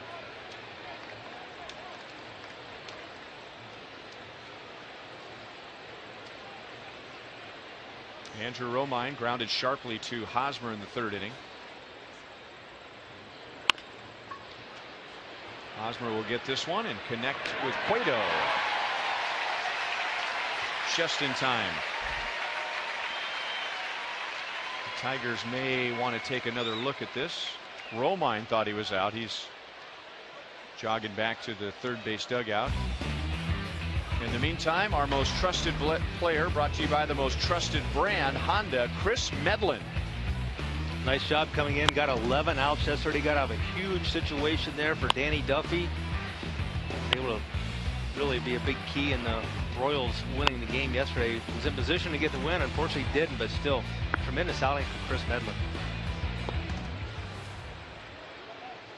That was kind of a silver lining for Duffy having such a short outing yesterday. I think they needed to get Chris Medlin in a game, and in a game where he would go longer than a couple of batters or maybe just 1 inning. Yeah, he got extended out yesterday, and very nice to see. I've heard a lot of people talking now about the possibility of him working himself into that rotation between now and the end of the season. 50 pitches.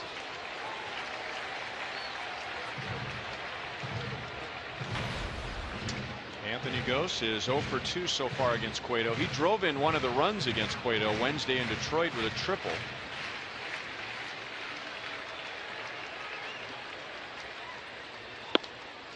One ball, 2 strikes.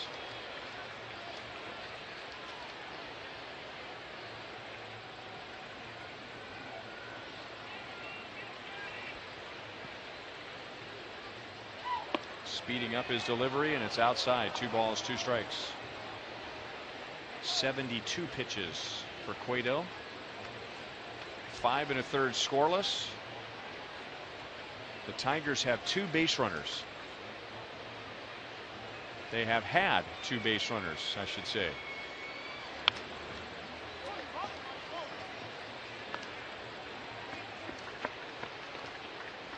Monty, I want to ask you about Wade Davis, because there's some concern about his stiff back. The Royals aren't concerned. I think it's more fan concern because everyone realizes how important he is. Line to center, and Kane will play it on a bounce, and now the Tigers have their 3rd base runner. And the Royals' stance has been, they're not concerned about his back, but they're concerned if he goes out there and compensates, then what could be a little back issue could turn into a big issue somewhere else. Well, and that's always a concern. It doesn't matter, you know, what part of the body other than the arm may be bothering you. It may lead to an arm problem, and that's one thing they fortunately are in a very luxurious position. They can rest him. They don't really need him for a while. Let him get 100% before he goes back out there. So you tweak your mechanics just a little bit to compensate for the back, and Right, you put additional stress on other parts of the body, i.e. the elbow particularly, and that's just one thing you don't want to do.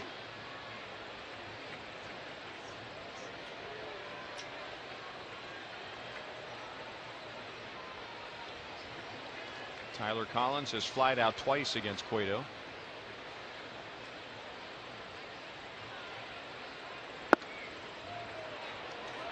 One ball, one strike.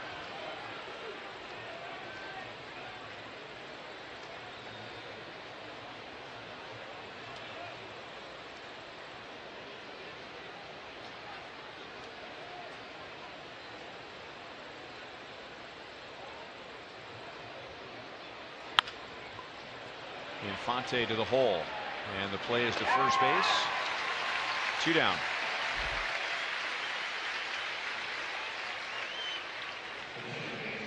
Students, don't forget to be out at Kauffman Stadium on Wednesday night. Student Night, local music showcase presented by Inc. Magazine. Food and drink specials exclusively for students in the outfield experience, and you can all listen to live music from local Kansas City bands. Grizzly Hand will be making a return visit to Kauffman Stadium the day after tomorrow. Get your tickets for just $8 at the box office or at Royals.com/Student Night. So Kinsler comes to the plate with a runner at second, 2 down. And he pops it up. Salvador Perez will take care of it, and Johnny Cueto has pitched 6 scoreless innings. Thank you, Monty. We'll see you in the postgame show. Sounds great.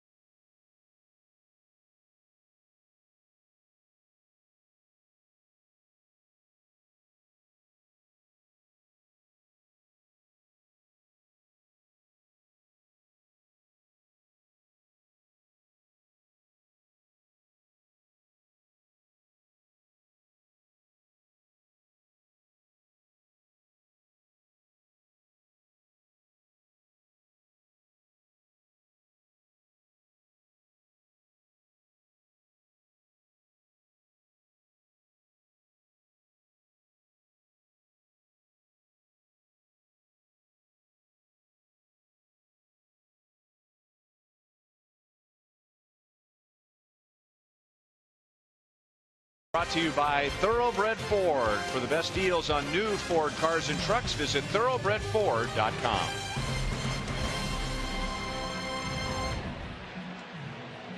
Four strikeouts in 3 scoreless innings for Johnny Cueto, making his Kauffman Stadium debut as a Royal. We did see him earlier this year here pitching for the Reds. Our Sonic Slam inning contestant is Erica Irvey from Marceline. Isn't that the hometown of Walt Disney? Is that right? If the Royals hit a home run in this inning, Erica wins $2,100. If the Royals hit a grand slam out of the park, Erica wins $25 grand from Sonic and the Kansas City Royals. It is the hometown of Walt Disney, Marceline, Missouri.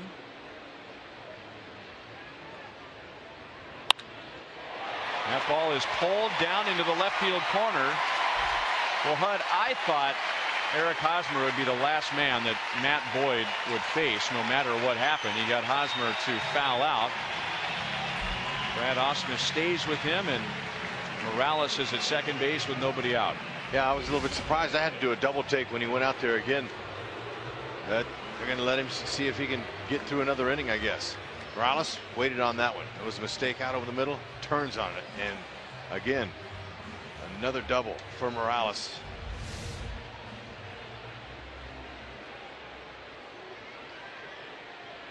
A 2-hit game.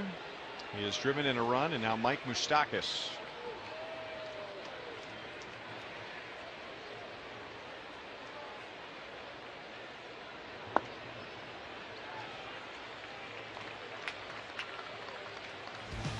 DraftKings shows us the players to watch. Kendrys Morales is on that list. Go to DraftKings.com, enter the promo code VRoyal to play daily fantasy baseball for free.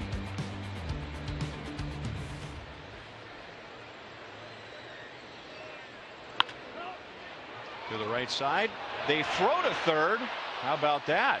Heads up play by Jeffrey Marte. Now that's a terrible play if they don't get the out. But Marte, I don't know if I've seen that before.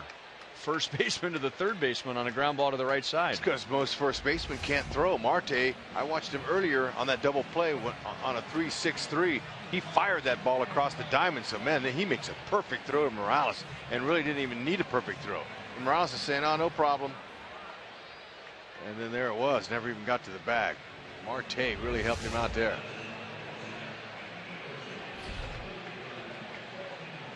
So now it's Buck Farmer, the right-hander, a Tiger Chevy call to the bullpen. Runner at first with one out.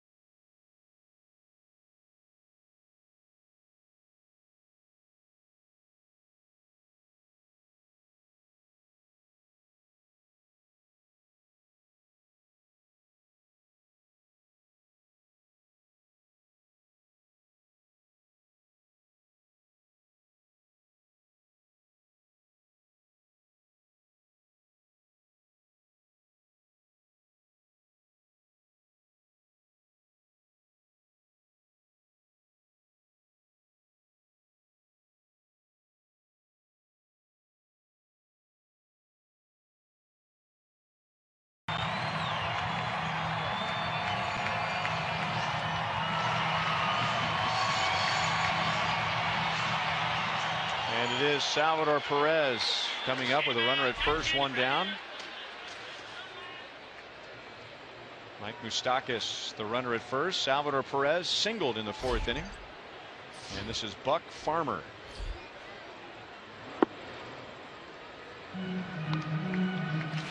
.6'4", 225. He's got a good fastball, 90-97. He'll sink it and it runs. He's got a nice sharp slider and a curve. Occasional changeups.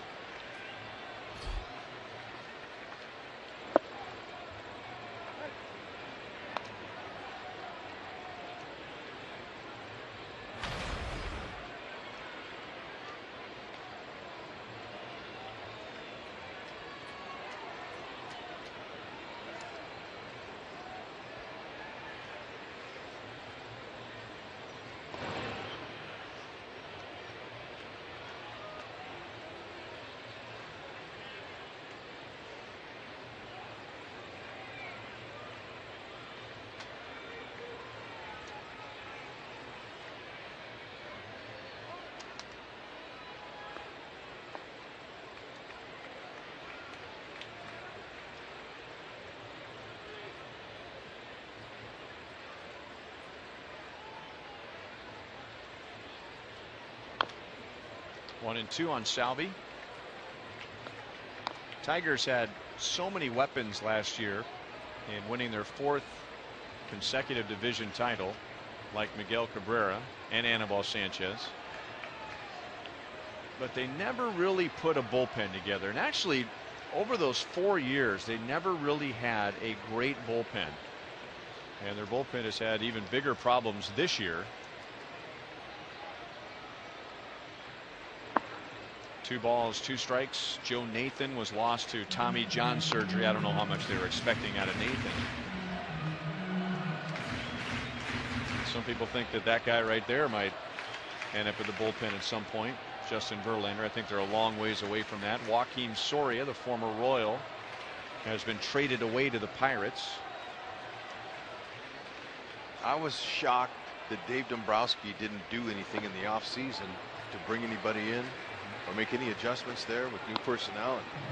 And I was saying great, because they didn't do anything to improve their bullpen. That was an Achilles heel for them last year. They were having troubles with it, and it's just hard to win anymore without a good, solid bullpen.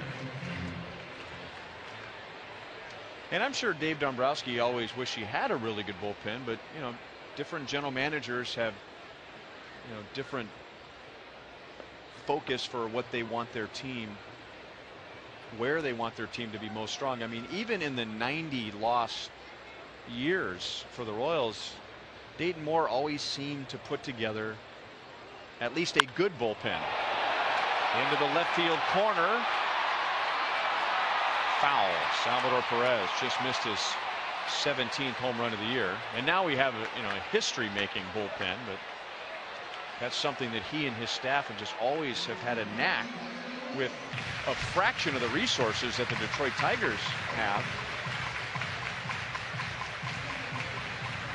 And make no mistake, Dave Dombrowski did some wonderful things for the Tigers. He got them from 119 losses to the World Series in 3 years. And yet, you know, you're going to read knocks on him when he got fired. And that was one thing that came up, was he was able to put together a good offense. He was able to put together excellent starting rotations. He could make deals at the deadline with anybody and make great deals for the Tigers at the deadline, and yet never had that lights out bullpen. Yeah. Salvador Perez takes a walk.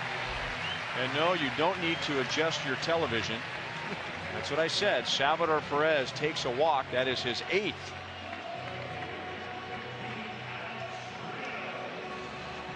So 2 on, 1 out, and let's take a Mazda game break. We'll go to the south side of Chicago. The Royals just got done sweeping the White Sox. They're back home.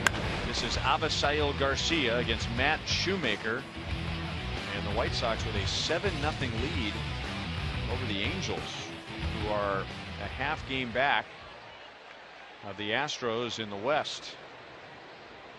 I don't know how the Angels are going to do it without quality starting pitching.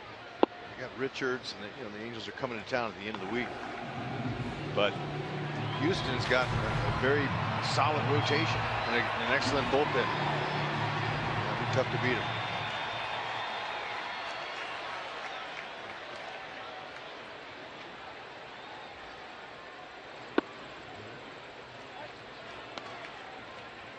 One and 1 to Alex Rios. He struck out twice against Matt Boyd. Texas is hanging in there. How about the Oakland A's in last place are closer to first place than the Twins are to the Royals in second place in the Central? Yeah, it's been that makes sense. Crazy. No, it doesn't at all. Beginning of the season, the American League Central was supposed to be the strongest division, and on paper it looked like it was going to be that way, and it just hasn't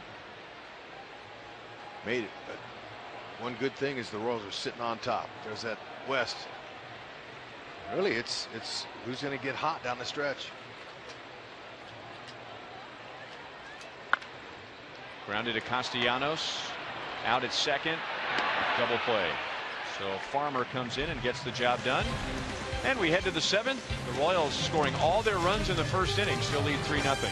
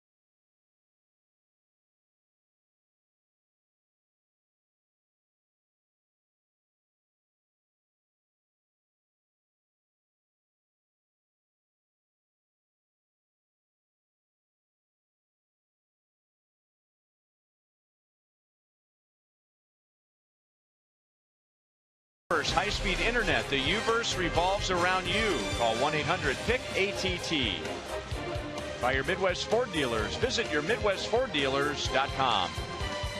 And by Academy Sports and Outdoors. Right stuff, low price every day.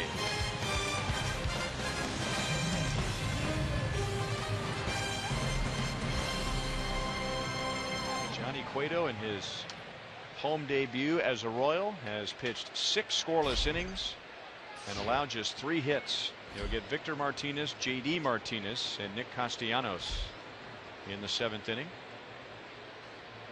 Moving up on 80 pitches.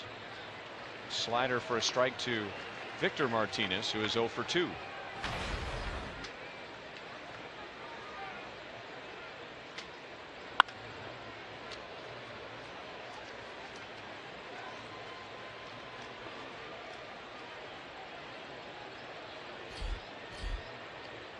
Tigers have not had 1 inning with more than 1 base runner. Cueto's only had 1 long inning. That was a 23-pitch 5th.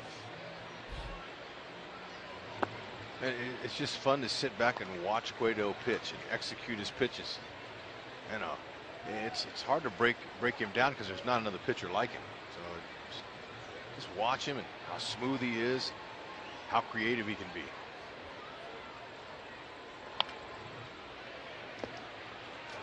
Sneaky, that quick pitch, that ball sneaks up on the hitters. They're not quite ready to get it, so they can't get the barrel on it. Change-ups all around the strike zone, both sides of the plate.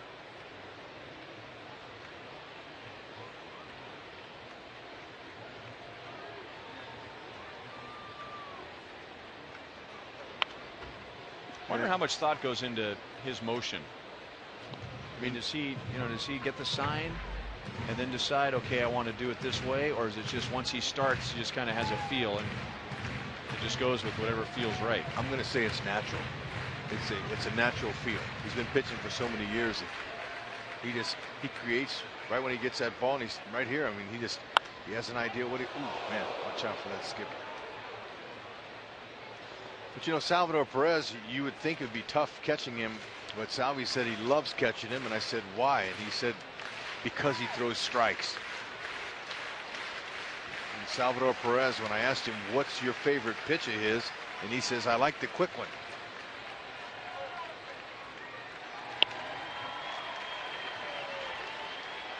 Infante and Escobar. Infante makes the play. Victor Martinez is 0 for 3.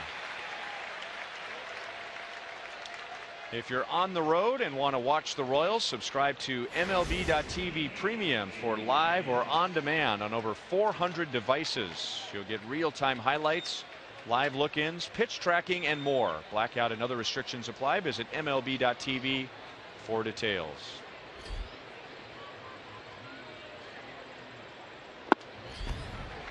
Oh, 0-1 on JD Martinez with a fastball at 95. Johnny Cueto has been a fly ball pitcher tonight. He has, but another thing we haven't talked about is how strong he is. Physically strong. 215, just 5'11", but he's well conditioned. His lower half, where most pitchers get their power from, and hitters. He does a lot of isometrics, a lot of running, a lot of squatting. To be able to generate all those different pitches, you know, and maintain that velocity throughout. Incredible. Wow. 95 for his 5th strikeout, 2 down in the 7th inning.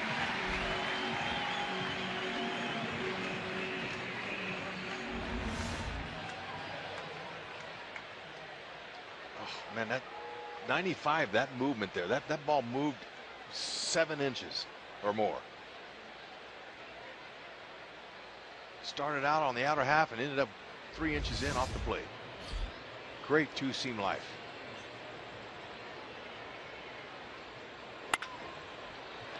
He has gone 7 scoreless, and he has not thrown 90 pitches. And the next time the Royals fans don't give him a standing ovation will be the first time.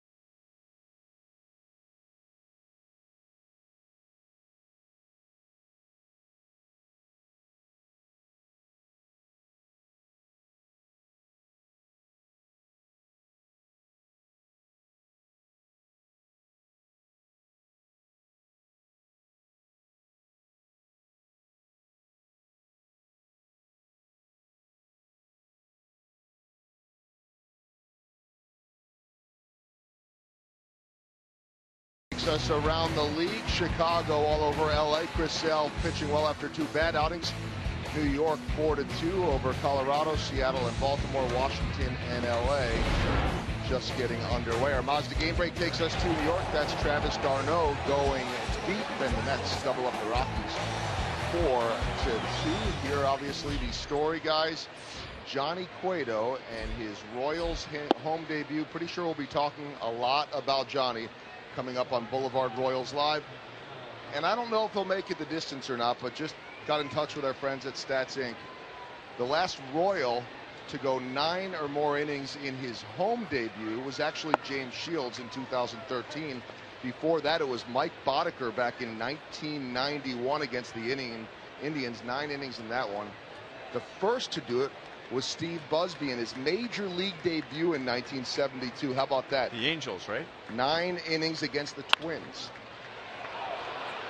Home debut. Home debut, that's right. Because the big league debut, we will never forget, right? But Buzz had himself quite a career. No one, by the way, in Royals history, in their home debut as a Royal, has gone 9 shutout innings. So far. We'll see. He's got the potential with those early count outs he can get. He's got 89 pitches. Yeah. We'll see. Alcides Escobar has 2 hits and a run scored. The Royals scored 3 runs, 5 hitters into the first inning. Escobar singled, Zobrist singled, Kane hit a 2-run double with 1 out, Morales singled, and no runs have been scored since.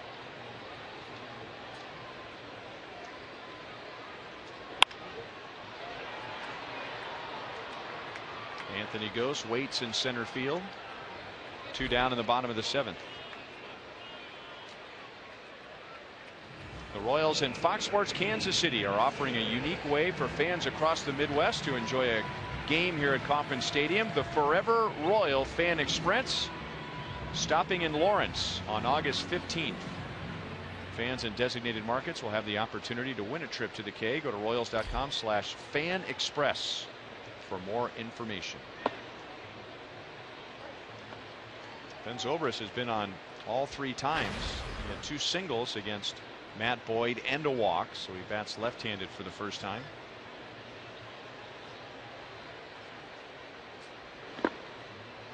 You know, similar batting stance from both sides of the plate, but the one thing that's the same is he really does use his hands well. He doesn't overstride. He has a good lower half, a good foundation, good base, but he just takes his hands right to the ball with little body movement at all.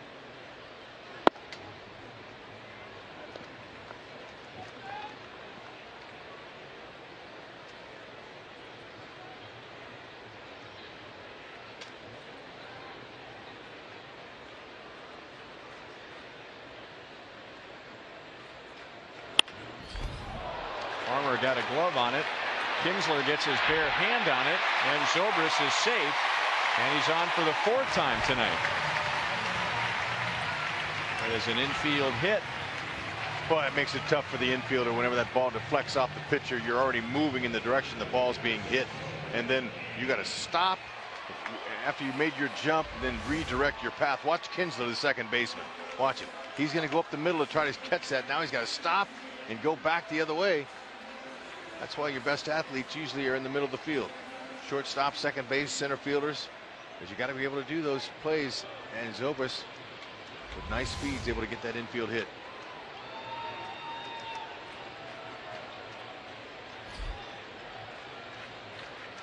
Lorenzo Cain has the biggest hit for the Royals tonight. 2-run double in the first inning.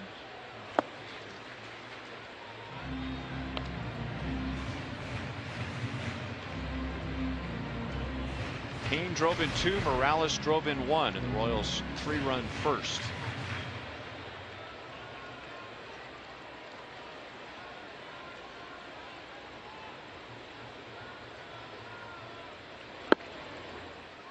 And that, by the way, was our Ram drive of the game. Oh, he didn't miss against the lefty. It's out over the middle like that. He's got the best numbers against southpaws on the team.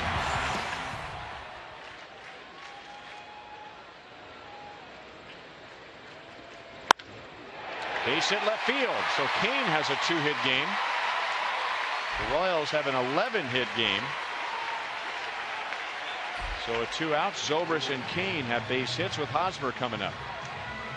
Well, that fastball, it can be hit. Now, Farmer has been really good with his sharp slider. He's been working a slider on some of these hitters, and that's a tough pitch to hit. And that'll be it for him here. Ausmus is not going to wait around.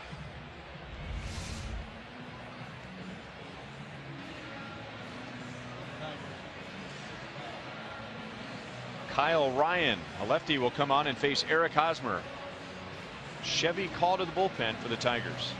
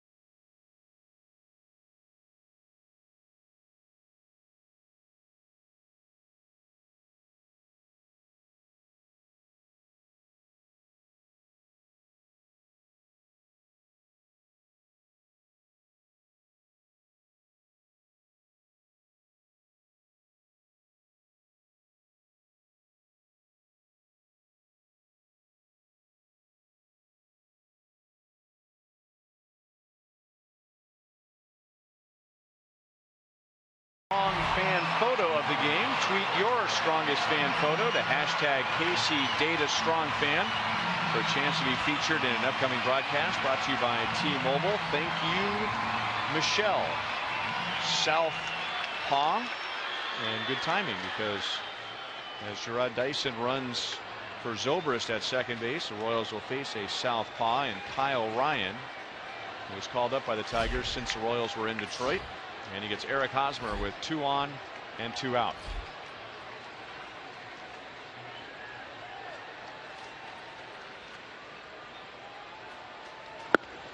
Ryan, he has that high, good arm angle with it. It's low 3/4, but he gets a good bite on that with his cutter, fastball, 88 to 93, curveball, and a changeup.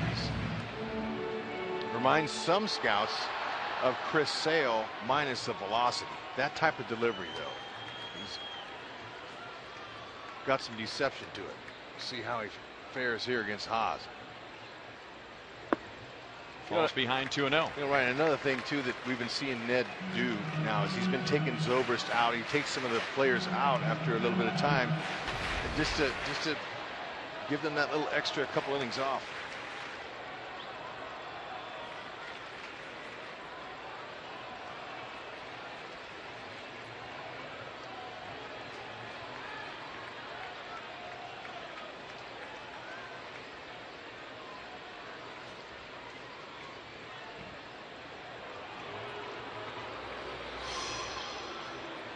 So you can bring in a lefty, but there really isn't much of a drop off for Eric Hosmer against lefties. That is the 3rd best average for a left-hand batter against lefties in the American League. And now Ryan backs off as The shortstop Romine made a move to second base, and he was out of position. That's what Dyson does. He distracts that pitcher's attention away from the hitter.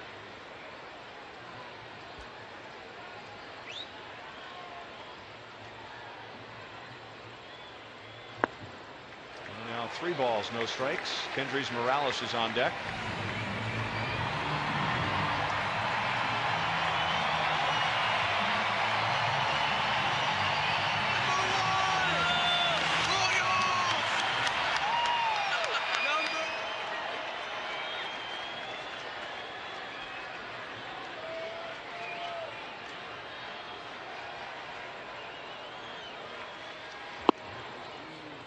Three and one.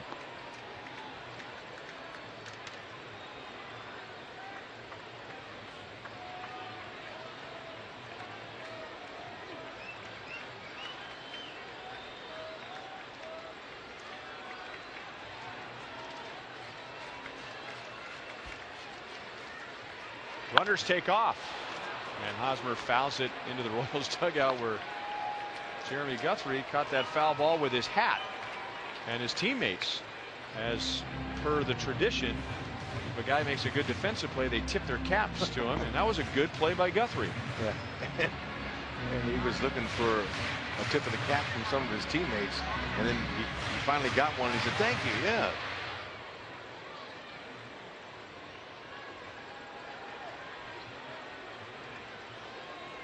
So the runners will be going again.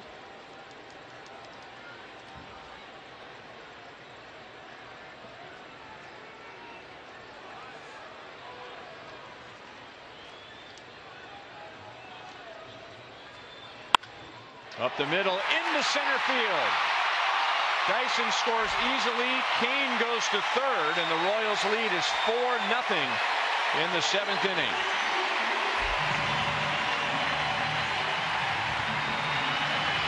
Hosmer continuing to rake left-handers. Finally got him a straight one, and he whistled it right by Ryan's leg. Just right by. Didn't hit the base. That's some more good luck there.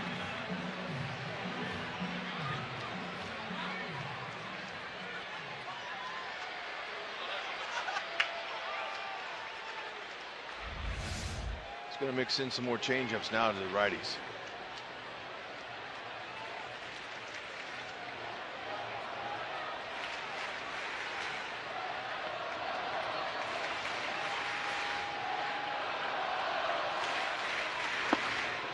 Strike over the outside to Kendrys Morales.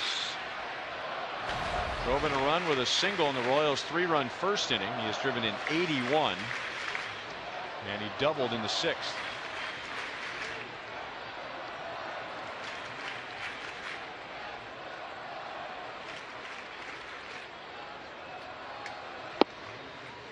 This is when Morales likes to do his thing here with 2 outs. He leads all the major leaguer hitters with 41 2-out RBIs.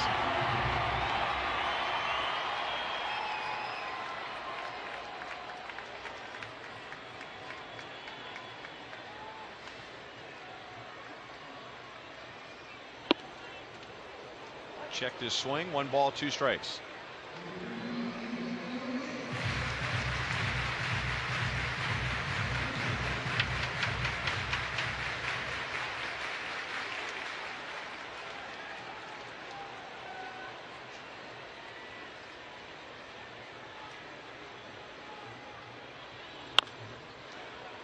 You know, you look at Kyle Ryan at 6'5", 180 pounds, and his delivery, it is a little bit like Sale, minus the velocity.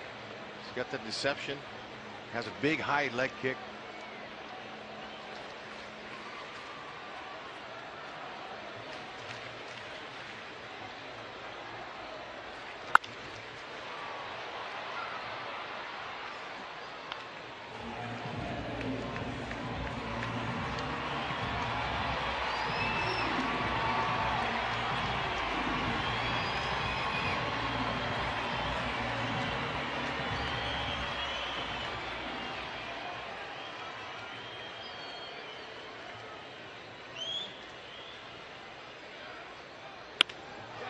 Jammed, shallow center, but Gose is there to end the inning. So the Royals get their first run since the 3-run first.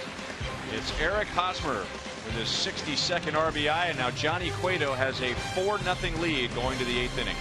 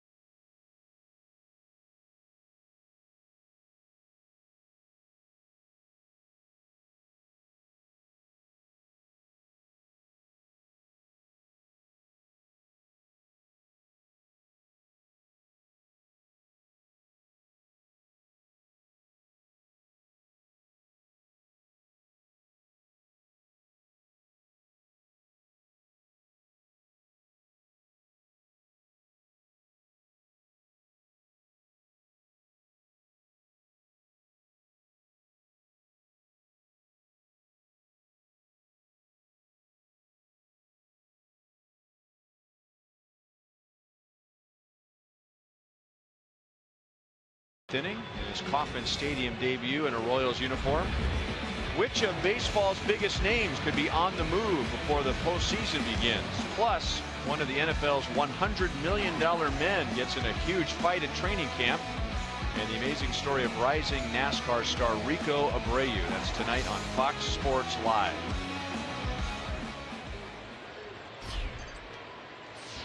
Jeffrey Marte almost nailed by a Cueto pitch. The Tigers have a grand total of 3 hits against Cueto in the first 7 innings. Marte has one of them with an infield single, which was first ruled an error on Alcides Escobar, but switched to an infield single.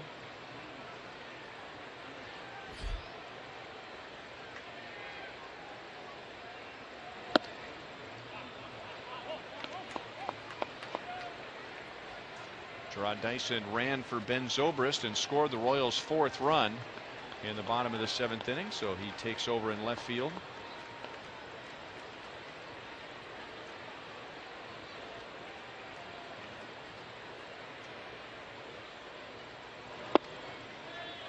And now 3-0 on Marte. Cueto has not walked a batter tonight.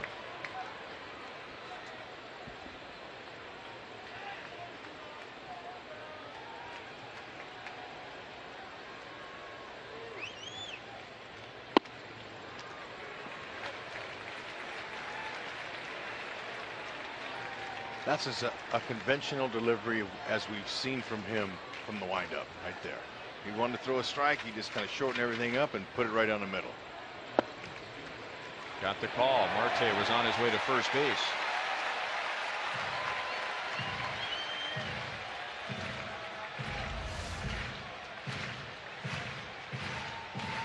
Joe West, 38 years he's been an umpire behind the plate, and I can tell you he doesn't like young players questioning his strike zone.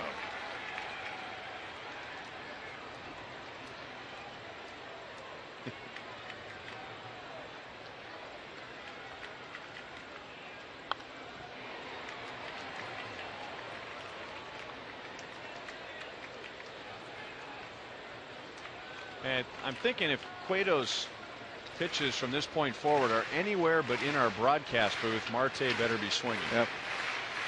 Joe West wasn't too happy with him.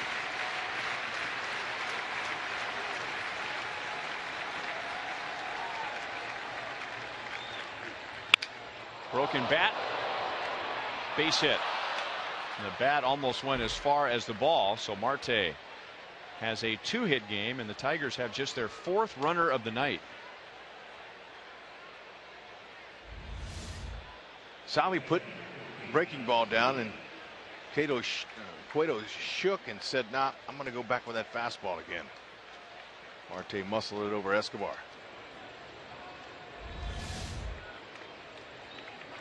96 pitches for Cueto. And the first time the Tigers have had a leadoff man on. Cueto's been basically pitching out of the windup all night. Fouled away by Avila, and that hurt.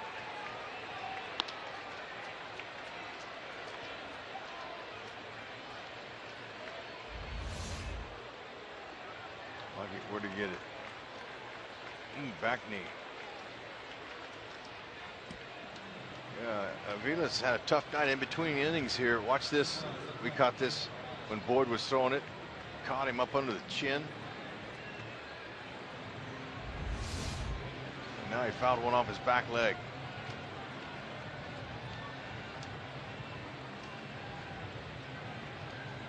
Can't beat fun at the old ballpark, can you? Ooh, man, I tell you, you get beat up behind the plate, but when you foul one off your leg like that, now you're a hitter, you're going, man, I'm just a ball magnet.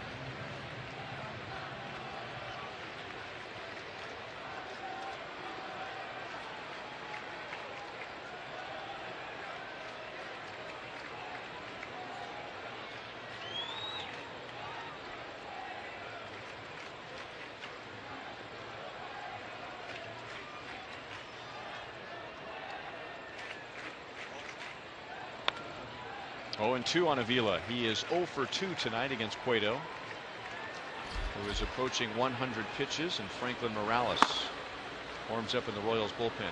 Is it just me, or does Franklin Morales warm up in every game? Seems like he's got a rubber arm, doesn't he? He sure does, and extremely effective. Cueto has induced 10 ground ball double plays on the season.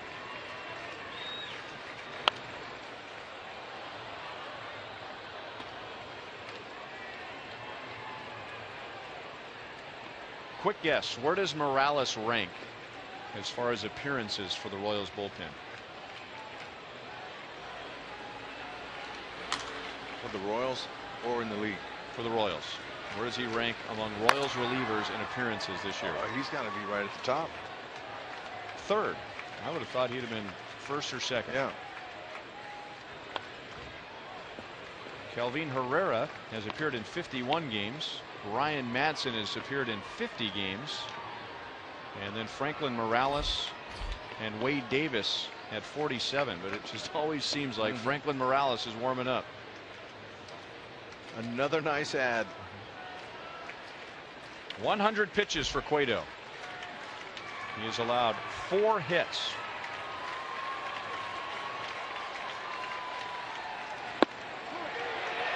And he strikes out his 6th. 1 down in the 8th inning.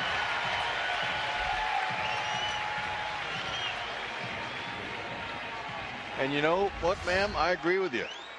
Avila, you got to go. Some cheese at the knees on the outer half. Man, he's trying to work the tape. He knows he's got 6. He's got to put that other K up there. Thank you. Little help from his assistant. Backwards K, meaning it was a strikeout looking. So they're down to the last detail.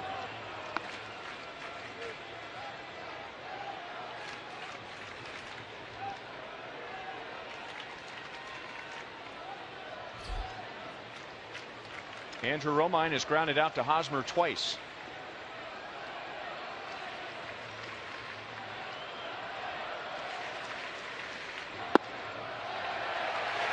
One and 2. And now Romine not so sure about the width of Joe West's strike zone.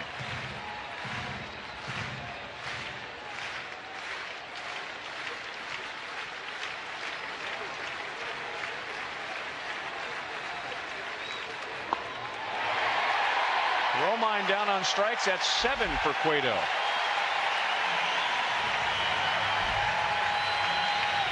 And instead of the "Let's Go Royals" chant, they're breaking out the "Let's Go Cueto" chant.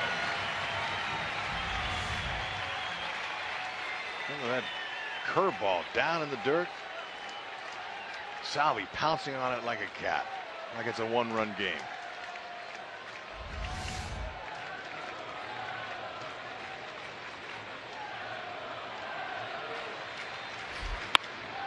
A little slow roller out to Infante.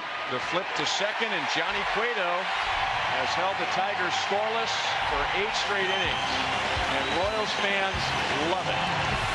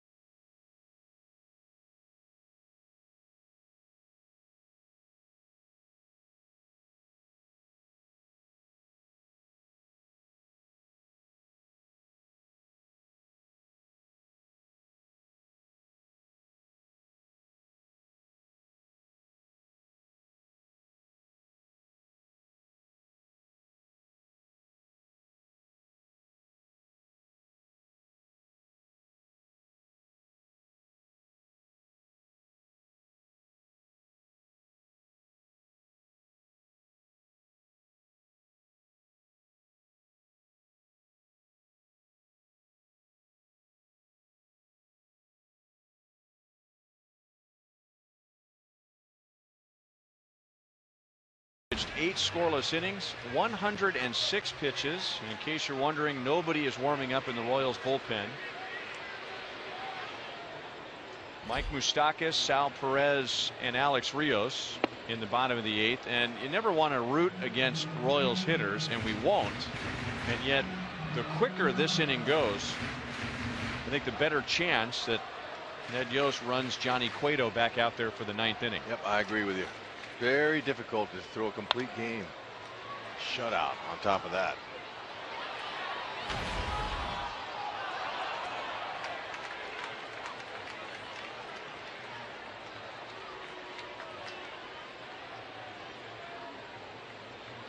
Kyle Ryan stays in for the 8th inning. 1-2 on Moustakas. This lefty, he's funky, man. He's got some pretty good action. Yeah, that delivery is very deceptive.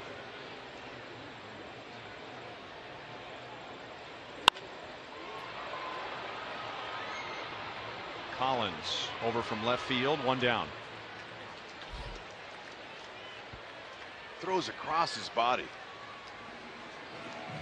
Really tough angle for that big height of his, 6'5".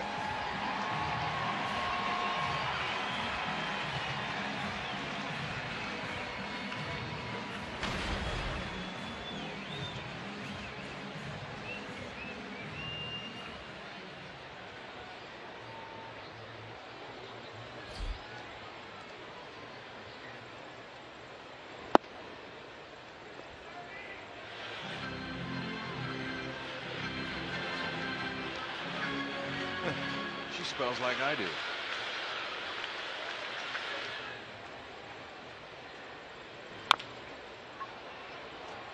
Is a trad something similar to a trade? I'm thinking that's what that was. We love the signs, though, and the players really do. Fans been great here all year. When it started building last year, it was a tough ending to the season as far as how much pressure was on the Royals to be able to get their first playoff berth. And the fans, they were into it, but not like they have been this year from the whole way.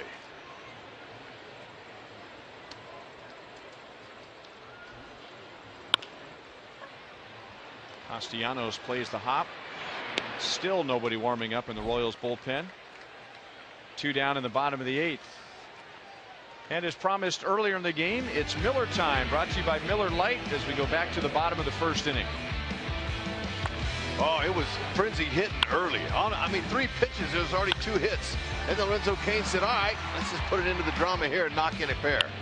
And then Morales stepped up like he has been all year long and plates Lorenzo Cain. Some early hitting gave Johnny Cueto a nice little cushion before he even towed the slab.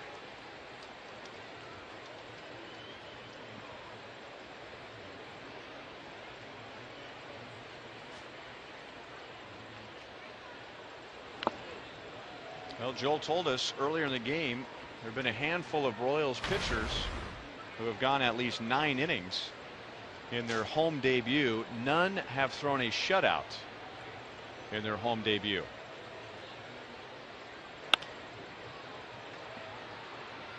Most recent was James Shields 2 years ago, and if I remember, Mike Boddicker back in 1991.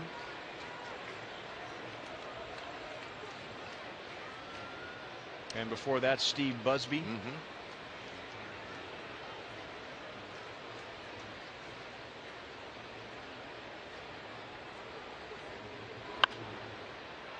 Still 1-2 on Rios.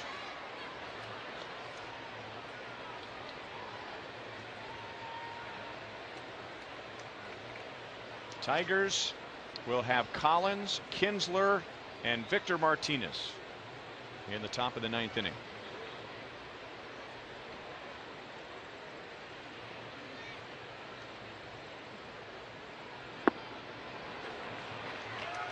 Johnny Cueto will take the mound in his home debut, going for his 6th career shutout. Royals lead 4-0.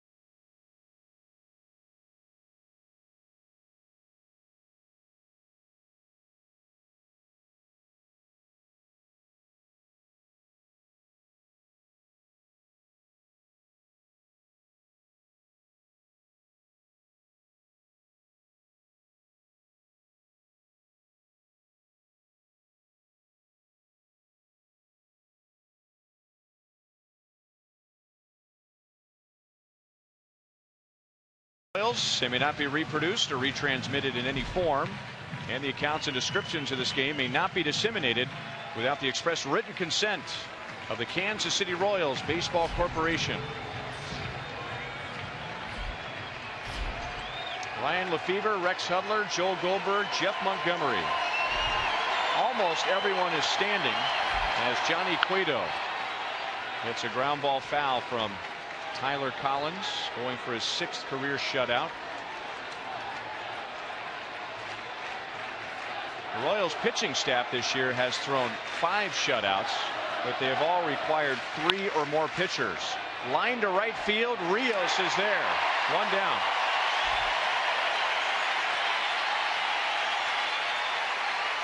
Fans were on the edge of their seats after the bottom of the 8th inning, wondering if Cueto would get a chance at a shutout. Here was the reaction.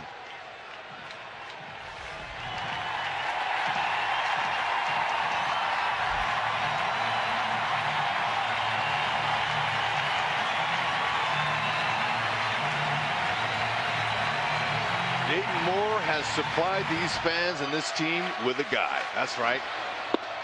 A guy meaning an ace. And by the way, Cueto coming out of the dugout, that was just one small section of Kauffman Stadium. They were standing up all over the place, and now it's 0-2 on Kinsler.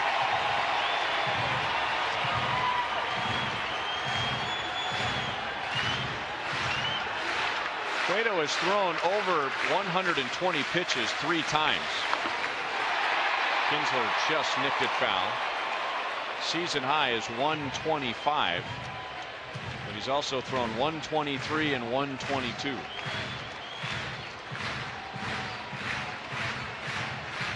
And he is tied the longest start by a Royal this year, 8 1/3.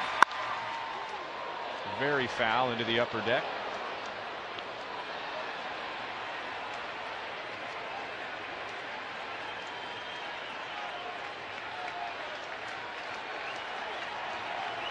$36,672. 2 down.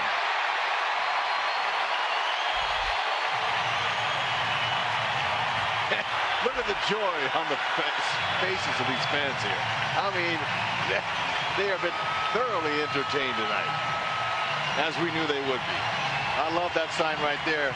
Cueto en Fuego, believe it.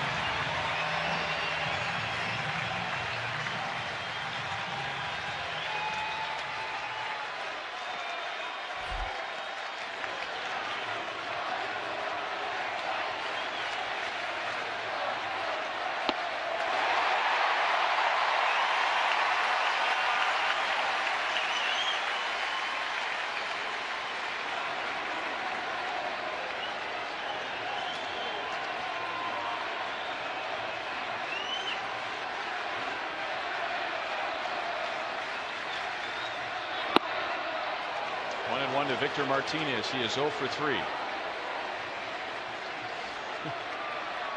Either they are protecting her ears or she wants to hear Denny Matthews' call of this top of the 9th inning.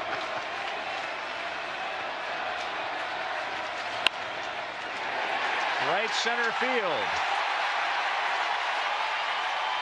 And Johnny Cueto has pitched a shutout in his Royals home debut.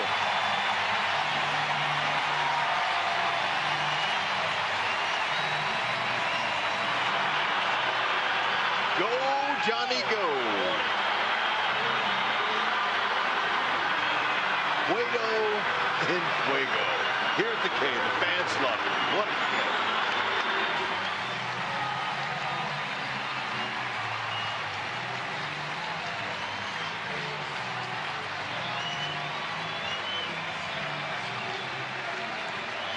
He threw a quality start in his Royals debut at Toronto. He was a little better in his second start at Detroit, but he saved his best for 36,672 here at Kauffman Stadium tonight. Our sprint cuts of the game against Johnny Cueto. Fans get the first-hand look at him here at the K. Like you said, the Royals got a chance to play behind him for 2, but now here at the K, he didn't disappoint anyone. I mean, he was blazing, and he was so sneaky with his different hip turns, using all parts of the strike zone, all pitches. He is just fantastic. Oh, he's so fun to watch. Salvi loves to catch him, and the guys love to play behind him. There you go, fans. You got an ace. Royals match a season high. They are 23 games above 500 and have a 12-game lead in the Central, and Johnny Cueto is standing by with Joel. All right, Ryan and Rex, thank you very much. A huge crowd, I think, right now would officially like to welcome Johnny Cueto to Kansas City.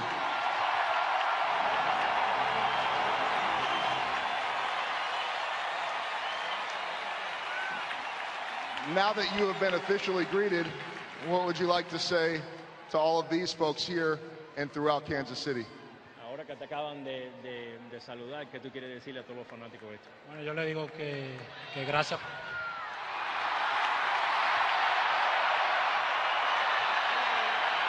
I got it pretty good.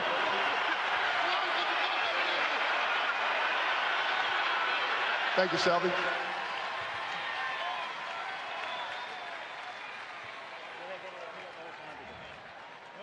Siento, gracias a Dios, bien, que gracias por darme el apoyo como me están dando, me siento saludable y gracias por ello. Thank God he was able to go out there and do what he did, and thank you very much for your support.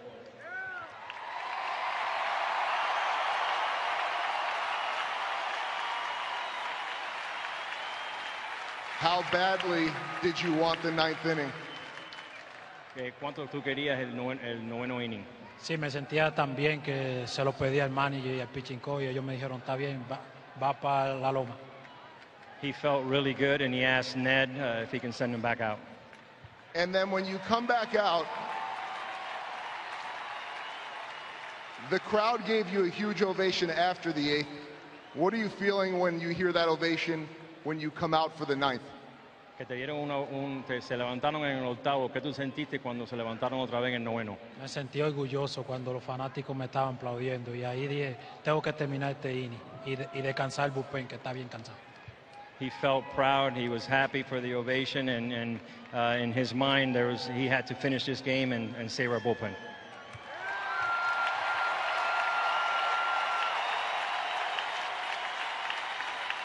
Last 2 questions. One about baseball.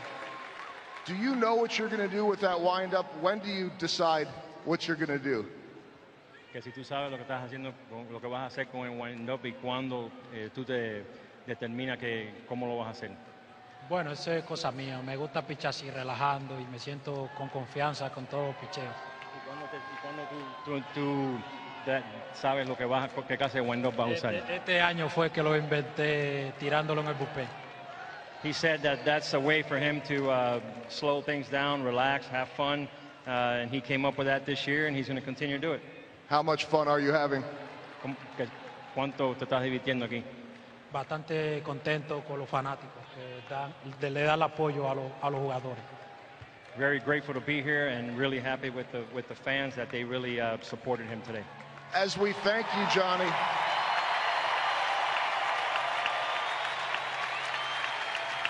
I want you to look up at the crowd. There's 38,000. They haven't left yet. Welcome to Kansas City. Thank you so much. Johnny Cueto, everybody, and there you have it. He says thank you very much. He is drenched in one of the most electric regular season crowds and performances we have seen in years.